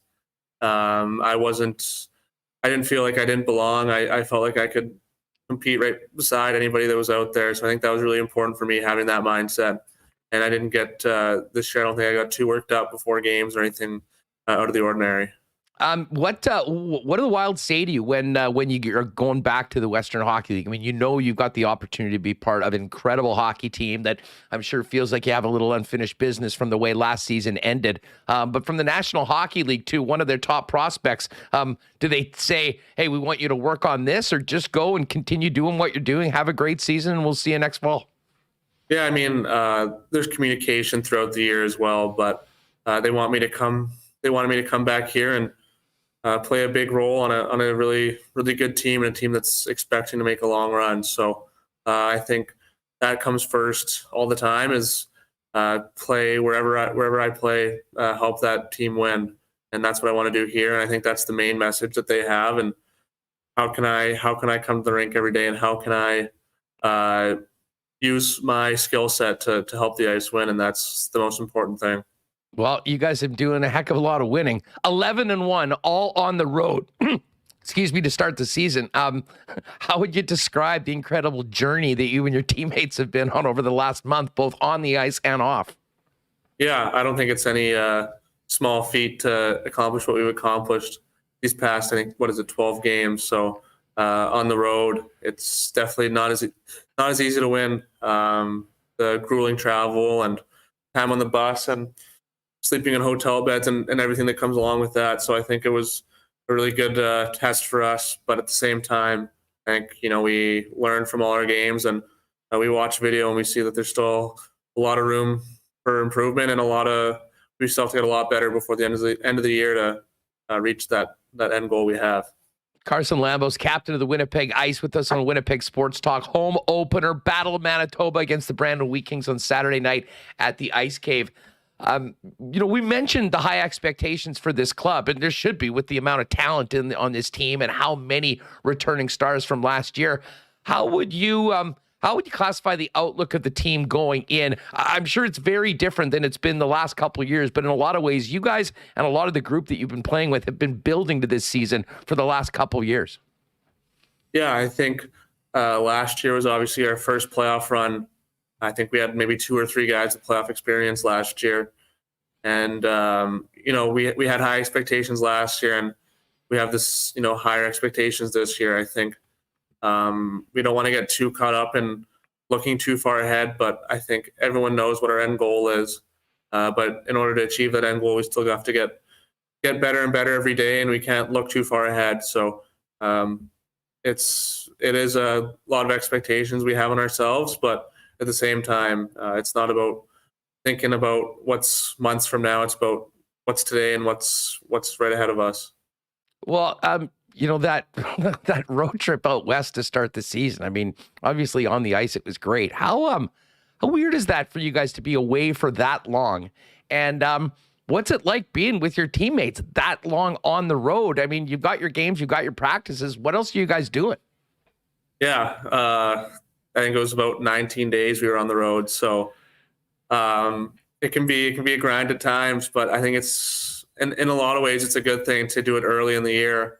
We have a lot of new guys on the team, and, haven't seen each other for 3-4 months. So being on the road, you really have no option but to hang out with each other all the time. So in that way, kind of you butt heads a little bit for sure over the course of that much time with whatever it is, someone's feet in your face on the bus or someone eating first before you. And it just like little things, you get kind of petty, but it's fun. And that's the stuff that really kind of gets a good relationship between teammates. And I think we really grew a lot just as a group of guys and a group of family on the road like that. Carson, what are the long bus rides like? I mean, I remember back in the day, it was basically there's like 2 movies. One of them was Slapshot, and you watched it over and over and over again. Guys doing their own things with their headphones and video games. Are you watching movies as a team, or is it all of the above when you put that many kilometers on the odometer? Yeah, it's definitely long. That's the one word I would use to describe it. But whenever it gets dark and it's kind of time to sleep, I think you're trying to get as many hours as you can. But we've got a bit of a video game everyone's into, Clash Royale it's called, and everyone kind of goes at that for seems like an endless period of time. And then once everyone's sick of that, I think everyone just kind of keeps to themselves and watches Netflix on their phones. Carson Lambos with us here on Winnipeg Sports Talk. How excited are you guys to finally be able to play in front of your home fans for the first time this season in the regular season after, being away for so long and then having that exciting playoff run that filled the building every night and obviously just fell short of your ultimate goal? Yeah, we're pumped. I think there's a bit of an excitement between everybody. We were talking about it already and how the Ice Cave at the Wayne Fleming there is our favorite rink, and we've had a lot of success there in the past. So I think everyone's just so excited to get back in front of our home fans and just do that. And it's there's definitely a bit of a buzz in our dressing room about it. And even better for the home openers to be part of a home and home and the great rivalry that is the Battle of Manitoba. You're a Winnipeg guy. You're now the captain of the Winnipeg Ice. Brandon has always been the team in Manitoba until the Ice came here.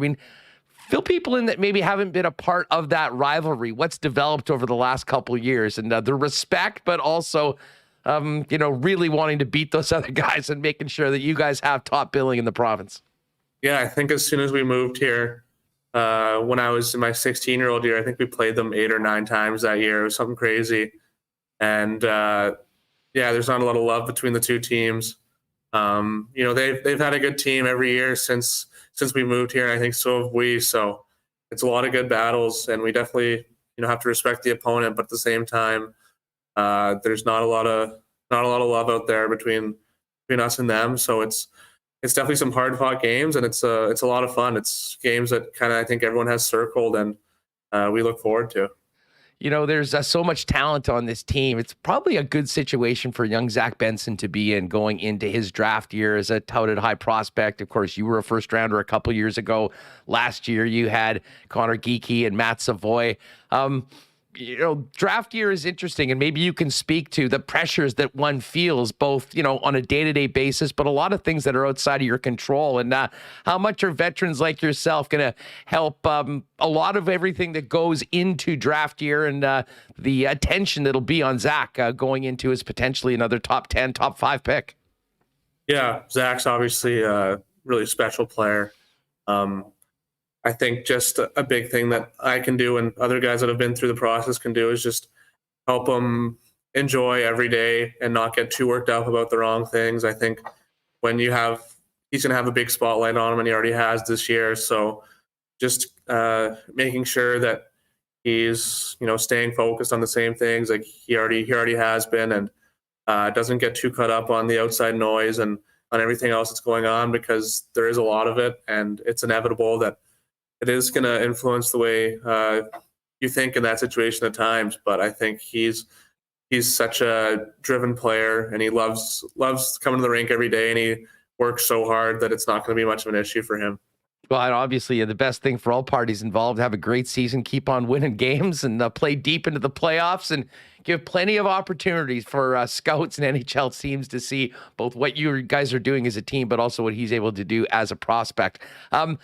Carson, this has been a lot of fun. I can't wait to see you guys back here. We've sort of been following the trials and tribulations of the club, and mostly all good, other than one loss on that season opening road trip. But to come back, get some home cooking, see some of the fans back, it's going to be a great way to start the season. Just before we go, we mentioned the expectations. With all of you guys coming back again, being the number 1 ranked team in the country going into the season, what has James Patrick had to say to you guys about trying to stay in the moment, trying to focus on the task and the game at hand, and dealing with the high expectations that the Winnipeg Ice have going into this season, and obviously their home portion of the schedule beginning on Saturday night? Yeah, I think James does a good job keeping us level-headed. We obviously have a really good record right now, but I think especially the guys that were through it last year, knowing that we haven't really accomplished accomplished what we want to accomplish yet. And every game, even if we're winning, there's things we need to work on. And he does a good job of that and helping us and forcing us to recognize what we need to get better at. Well, listen, you guys had a hell of a start to the season. I'm sure it's going to continue once you get to home ice. Saturday night, Wheaties, Ice, Battle of Manitoba. Doesn't get any better than that to start off the season. Carson, let's do this again later on. Congratulations again being named captain of the club. Good luck on Saturday, and we'll look forward to having you and your teammates back here as we follow the Ice all season long to the playoffs. Awesome, thanks. Thank you for having me. All right, great stuff with Carson Lambos. Ice home opener Saturday night, part of a big weekend of hockey. Locally, even with the Jets on the road, Moose with a couple of afternoon games in the Battle of Manitoba, Friday in Brandon and Saturday at the Ice Cave. Big thanks to Carson Lambos, and congratulations again to him on being the new captain of the Winnipeg Ice. Speaking of thanks, we're going to give a shout out to Nick and Nikki. And listen, with this nice weather we've got over the course of these few days, might be a great day to get the family out for a walk and head down to one of the 4 Nick and Nikki DQs for one of those amazing blizzards. And for my money, the most underrated burger in the fast food game, the DQ Stack Burger. 4 locations for Nick and Nikki. DQ Niverville, DQ Northgate, DQ Polo Park, and DQ St. Anne's. And as I mentioned yesterday, congratulations. I believe they're bringing a pita pit out to Niverville as well. And we're going to have to get out there for one of those games now that Niverville's the newest team in the Manitoba Junior Hockey League. And we'll certainly hit DQ on the way there. Of course, great sponsors of ours since day one of Winnipeg Sports Talk. Can't thank them enough. And one of the most delicious sponsors we have for all of you to support. And by the way, if you are thinking that a DQ ice cream cake might be a great addition to an upcoming event, hit them up on Instagram at DQ Manitoba. Let them know what you want. They'll get it all set up for you for a quick and easy pickup at any local Nick and Nikki DQ.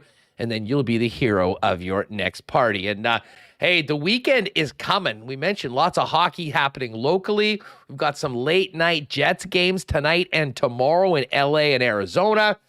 What better way to get... Oh, and don't forget the Bomber game tomorrow as well.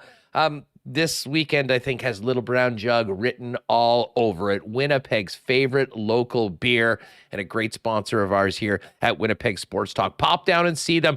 And by the way, speaking of, want to get Nick and Nikki, I mean, beautiful weather over the next few days to get another night on the patio, and that beautiful patio that they built down at Little Brown Jug in the Exchange District on William Avenue. Of course, you can pick up the 1919 and all the great Little Brown Jug brews there on William, as well as at your local beer store. And Little Brown Jug also delivers citywide. You can order online at littlebrownjug.ca. All right, we're going to get to some Coolbet lines, talk a bit about the NFL game tonight. But an old friend of the show is back. My old buddy, Chris Zook, longtime media guy with the Moose, the Bisons, and now doing a little work for the Manitoba Colleges Athletic Association. Zooker, what's up? Oh, Huss, it's been a while. I just want to say congratulations on Remis. I think it's been a year and a half. Am I right about that? It is hard to believe. We're past 400 episodes of WST now. Well, I welcome and salute you, and I'm glad to be back with you, old buddy. And yeah, I'm with the Manitoba Colleges Athletic Conference, and you were saying it's a big weekend for athletics, and we have a big weekend for the MCAC as the soccer championship is happening in Brandon. And so that's it's all 4 teams are in action there. It's the University of St. Boniface Les Rouges, Brandon University as well. You were talking about Niverville, Providence University College. They play out in Niverville there. I was out there, so I can't wait to get some DQ out there down the road. And also then you have Canadian Mennonite University will be in action. It's the big thing about this is now with after the pandemic for MCAC, if you get through the soccer championship and you win it, you actually go to the national. So it's only the second time this will happen this year. And like you said, the weather, Huss, is fantastic. Get out there, take a 2-hour drive to Brandon and watch some great soccer this weekend. Yeah, well, you know what I mean? Listen, we do kind of focus when we're talking about post-secondary sports here on the Bison and the Westmen. Oh, yeah. But there is some really great things happening at places like CMU, and of course even Red River as well at times in particular sports. You guys have the soccer happening, I guess volleyball as well, a big part of the calendar. That's right. So volleyball is just starting up as we speak tomorrow. So all 4 teams will be in action. USB will be hosting PUC, and CMU is going to be hosting Assiniboia Community College. So that starts up. We have a season preview. Get this, Huss. We got a brand new site, mcacathletics.ca. Nice and shiny for 2022. People can go and take a look at the season preview, the championship write-ups for the soccer, and get all their details to follow all 5 teams in the MCAC this year. By the way, a big shout out for you, Zucker. Craig Smith says, "Hey, Chris, what's going on? Did a great job with U of M for us CFL scouts."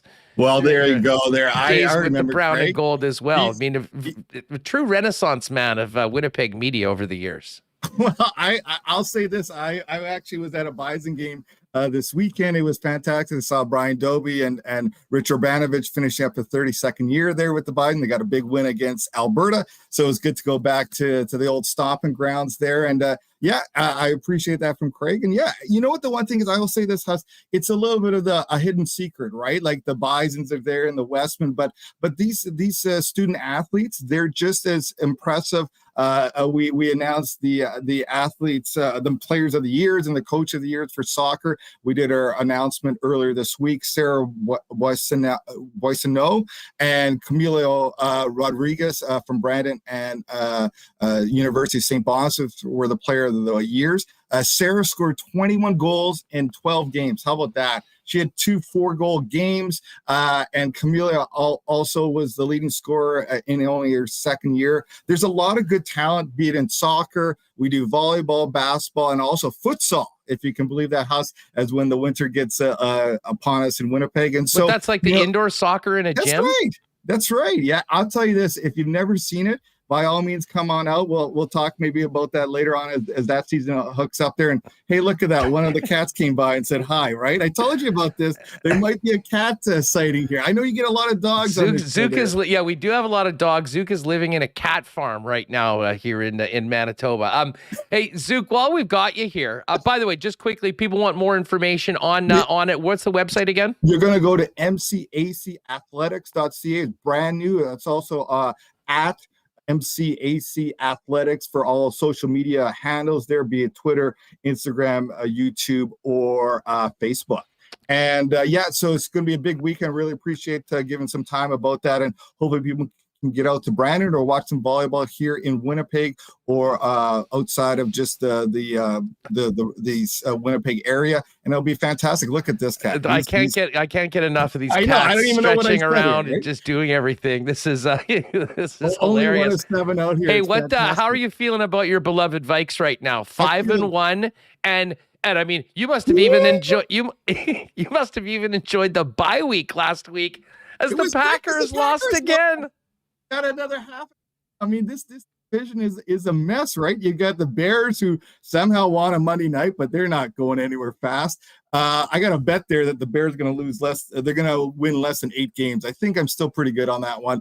The Lions are still the Lions, and the Packers are maybe getting old for a change. So, the Vikings, I'll say this, they've had, maybe it's one of those special seasons because they're looking to hit these teams when Miami doesn't have a quarterback. They're playing Arizona this weekend, that they're kind of floundering a bit. And so, the new regime and stuff, yeah, it's exciting because the Vikings have had some pretty lean years since the miracle. And it's nice that they have a chance, especially if you can give it to Packer fans. Here's the thing, though. You got to be worried that they're going to have too good of a season. They get a bunch of primetime game next year, and then we'll get primetime cuz as opposed to noon Sunday, Kirk, which will be coming up on.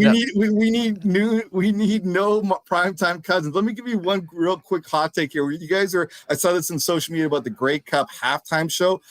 The CFL is going to announce it next week, right? Here's my suggestion: you get the Sheepdogs, you're going to get Northern Pikes, and you're going to get Queen City Kids. You got your Saskatoon, Regina. Roll it all in one. what more of a party could you have, for Grey Cup week when the Bombers win?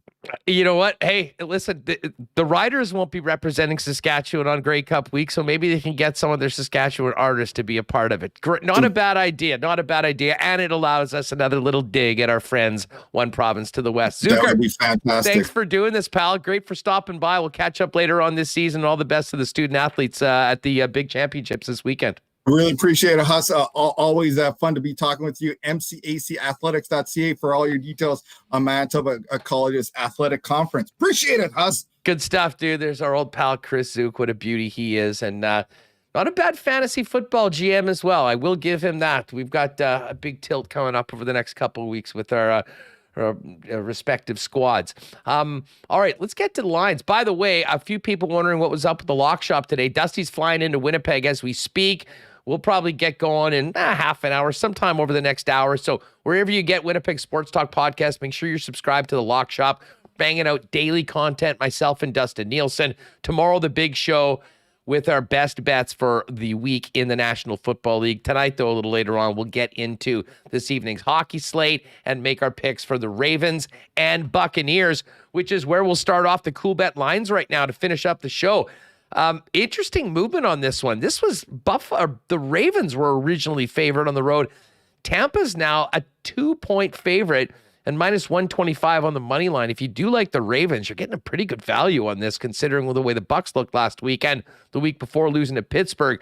Plus 115 on the money line for the Baltimore Ravens and minus 125 for the Tampa Bay Buccaneers. Full slate of NFL action with the exception of 2 teams this week. No Chargers, no Chiefs. They're on the bye. And the Chiefs did make a trade today. Interesting, getting former first-rounder Kadarius Toney from the New York Giants for a 3rd-round pick and a 6th-round pick. He'll be under team control for the next 3 years. $4.4 million for the next 2. 5th-year option. Kind of a low-risk, high-reward potential add for the Chiefs at the receiver position in Kadarius Toney. As far as the NHL goes tonight, let's get down right to it. Winnipeg Jets and LA Kings. Jets are plus 122 on the road. Underdogs in this game. LA coming off a nice win against Tampa earlier this week. Minus 145. But as we said, we're interesting on, let's see some goals. Kyle Connor. Will Kyle Connor get a goal? Well, we need to check it out. I think it's plus 150 right now for Kyle Connor. Yeah, plus 150. And as I said, I'm expecting one of these games, Connor is going to go off with a couple. Tonight, over 1.5 goals is plus 740. And if you're really ballsy and you want to throw down on a hat trick, KFC 31-1. All those numbers, couple of other Winnipeg Jet numbers. Mark Scheifele plus 200. Pierre-Luc Dubois plus 235. Blake Wheeler plus 280. Mason Appleton, who again is going to continue playing with Scheifele and Kyle Connor, plus 335.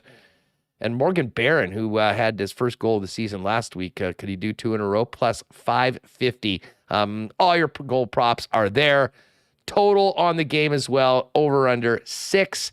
And the puck line, if you think the Jets can win by 2, 3-1 plus 300. The line though they've given out though is minus 208 on Jets plus 1.5 and Kings minus 1.5. Other games in a busy night in the National Hockey League. Detroit at Boston. Boston obviously a big favorite, and Brad Marchand coming back for Boston. Big addition to that team. Minus 256 against the Wings. Habs and Sabres. Buffalo minus 179 faves at home. Wild slight road favorite in Ottawa to take on the Senators at minus 125. Panthers. Paul Maurice's Panthers looking to build off of a loss to Chicago in their last game. They're in Philly. They're a big favorite as well, minus 213. Preds minus 169. Tough run for Nashville. They had those wins against the Sharks overseas. I don't think they've won since they got back to North America. They'll look to do it tonight against the St. Louis Blues, who played last night, losing 3-1 at home to the Edmonton Oilers, and of course were shut out by the Jets earlier this week after that nice 3-0 start. Oilers also playing back-to-back. They're in Chicago to take on the Hawks, who've won 4 in a row. Edmonton minus 213. Washington and Dallas down in Big D. Dallas is slight favorite at home, minus 119. The Kraken and Canucks, the other late game tonight. Kraken minus 141, Vancouver plus 120. Remis, is tonight the night that the Vancouver Canucks get their long-awaited first win of the season? I'm going to say, yeah. I got Thatcher Demko in fantasy. I thought he was like a top goalie here. Doesn't have a win. Oh. I'm still hanging on for hope they can turn this thing around. I'm not high in the Canucks. Seattle actually just beat Buffalo the other day. Like, it pains me to be like, yeah, the Canucks are going to win. But they have to win at some point. So, yeah, like, if there's a team, if there's a winnable game, this would be it. You would think Vancouver plus 120 if they think they break the streak. And then one more game tonight on the docket. Starts at the same time as the Jets Kings. San Jose Sharks hosting the Toronto Maple Leafs. Leafs minus 227 road favorites. Sharks plus 190. Some pretty significant home dogs tonight if you're into that sort of thing. Folks, if you haven't played before, head on over to coolbet.com, and on your first deposit, use the promo code WST. Hook you up with a 100% bonus up to $200 on your first deposit. And again, tomorrow, around noon, live on Twitter, at Hustlerama, at Nielsen TSN 1260, our favorite show of the week, the best bets for the weekend in the National Football League. Rima, what's the agenda tonight? You're going to get the little one put away and then get ready for your favorite West Coast start, 9:30 puck drop for Jets Kings? Yes, of course. I'll be watching the early games. 9:30, great time for me. After everyone goes to bed, I can sit there, watch hockey. I'll have the other games on other screens. Nice to have 3 late games. So hopefully sweat out some lineups or parlays, whatever, and have some fun. So I'll be doing that. Oh, well, listen, if you want to just continue having fun, dunking on things like CTV Winnipeg, go ahead. Twitter was quite interesting yesterday, and as I said, we'll see what happens this game tonight. I mean, a lot to be enthused about from the game on Monday, but as we all know, these things can turn around very quickly. Let's see if the Winnipeg Jets can put together a similar effort and performance. And if you do that more often than not, you'll get your fair share of wins.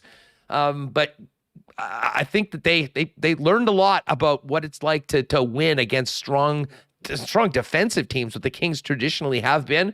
We'll see if they can duplicate a similar performance to begin this road trip tonight. Lineup pretty much the same, although Dylan Samberg is in for Logan Stanley along with Dylan DeMello on that final pairing. Connor Hellebuck looks to be the starting goaltender, which I would imagine means Big Save Dave's going to be in there in that game for the Jets taking on the Coyotes tomorrow at Mullet Arena. We'll be all over that tomorrow, and Weber will join us from Arizona. Boots on the ground there in Tempe. Really looking forward to that. Ed Tate's going to jump on as well. We'll set up the Bombers-Lions in the final regular season game for Winnipeg. And with the big weekend of the NFL coming up and the Jets out in California, Hacksaw's going to come on. Hacksaw's all fired up for this Jets-Kings game tonight. I'm sure he'll have a take on that as well. Gang, thanks so much for being with us. If you haven't already, hit that thumbs up on your way out. And please, if you haven't already, hit that red subscribe button. And big show tomorrow, Remo. I'm looking forward to it. And hopefully the positive vibes on the show from the last couple of days coming out of Monday's game will continue after a performance tonight, which we'll see drop the puck at 9:30. Yeah, I do want to also mention, as we have some Moose, you mentioned the Bomber tickets. We've got some Moose tickets to give away for Sunday. If you want to enter that, check out our website, winnipegsportstalk.com/contest. I'll go to winnipegsportstalk.com and click contest at the top. And there's a couple things you can do to get entries, and we'll draw some winners after the Jets game on Friday night. So get in there if you're here in the YouTube or listening later on the podcast. You got a chance to get in for Sundays. I think they're having a big Halloween celebration, aren't they? Are they not? Yeah. We'll go. Yeah, it's going to be a real fun weekend, and the afternoon games have been great. And heck, you can double up this weekend. Double header, 2:00 downtown for the Moose, 7:00 down at the U for the Winnipeg Ice. And thanks again to Carson Lambos for jumping on as well. And again, I do have some CC Jim Beam social passes for the Bomber game. So if you do want to go to the game, fire me a DM on Twitter at Hustlerama. Let me know you'd go. And by the way, put your email that if you won, I would be sending the tickets to as well, because that will save a little back and forth. So got 5 pairs of those. We'll give those out over the course of this evening. So if you want to go to the game on us in CC, hit me up on Twitter in the DMs at Hustlerama, and we'll pick a few winners, and hopefully you all have a great time at the game and trying the CC and Ginger. Folks, Kraken 19-19 tonight, late game, 9:30. Enjoy it. We'll be back tomorrow to recap this evening's game and get ready for the Jets and Coyotes tomorrow in the opening of Mullet Arena. And of course, we'll be dropping marbles as well. Make sure you don't miss it. Thanks for being with us. Thanks to all the sponsors that make this show happen each and every day. Thanks to Michael Remis for getting us on and off the air. Thanks to you for making us a part of your day. Have a great one. Enjoy the game tonight. We'll catch you tomorrow on WST. Oh my God! Oh! Shut it down! Let's go home! Thanks for tuning in to Winnipeg Sports Talk Daily. Make sure to subscribe on YouTube and your favorite podcast feed at winnipegsportstalk.com.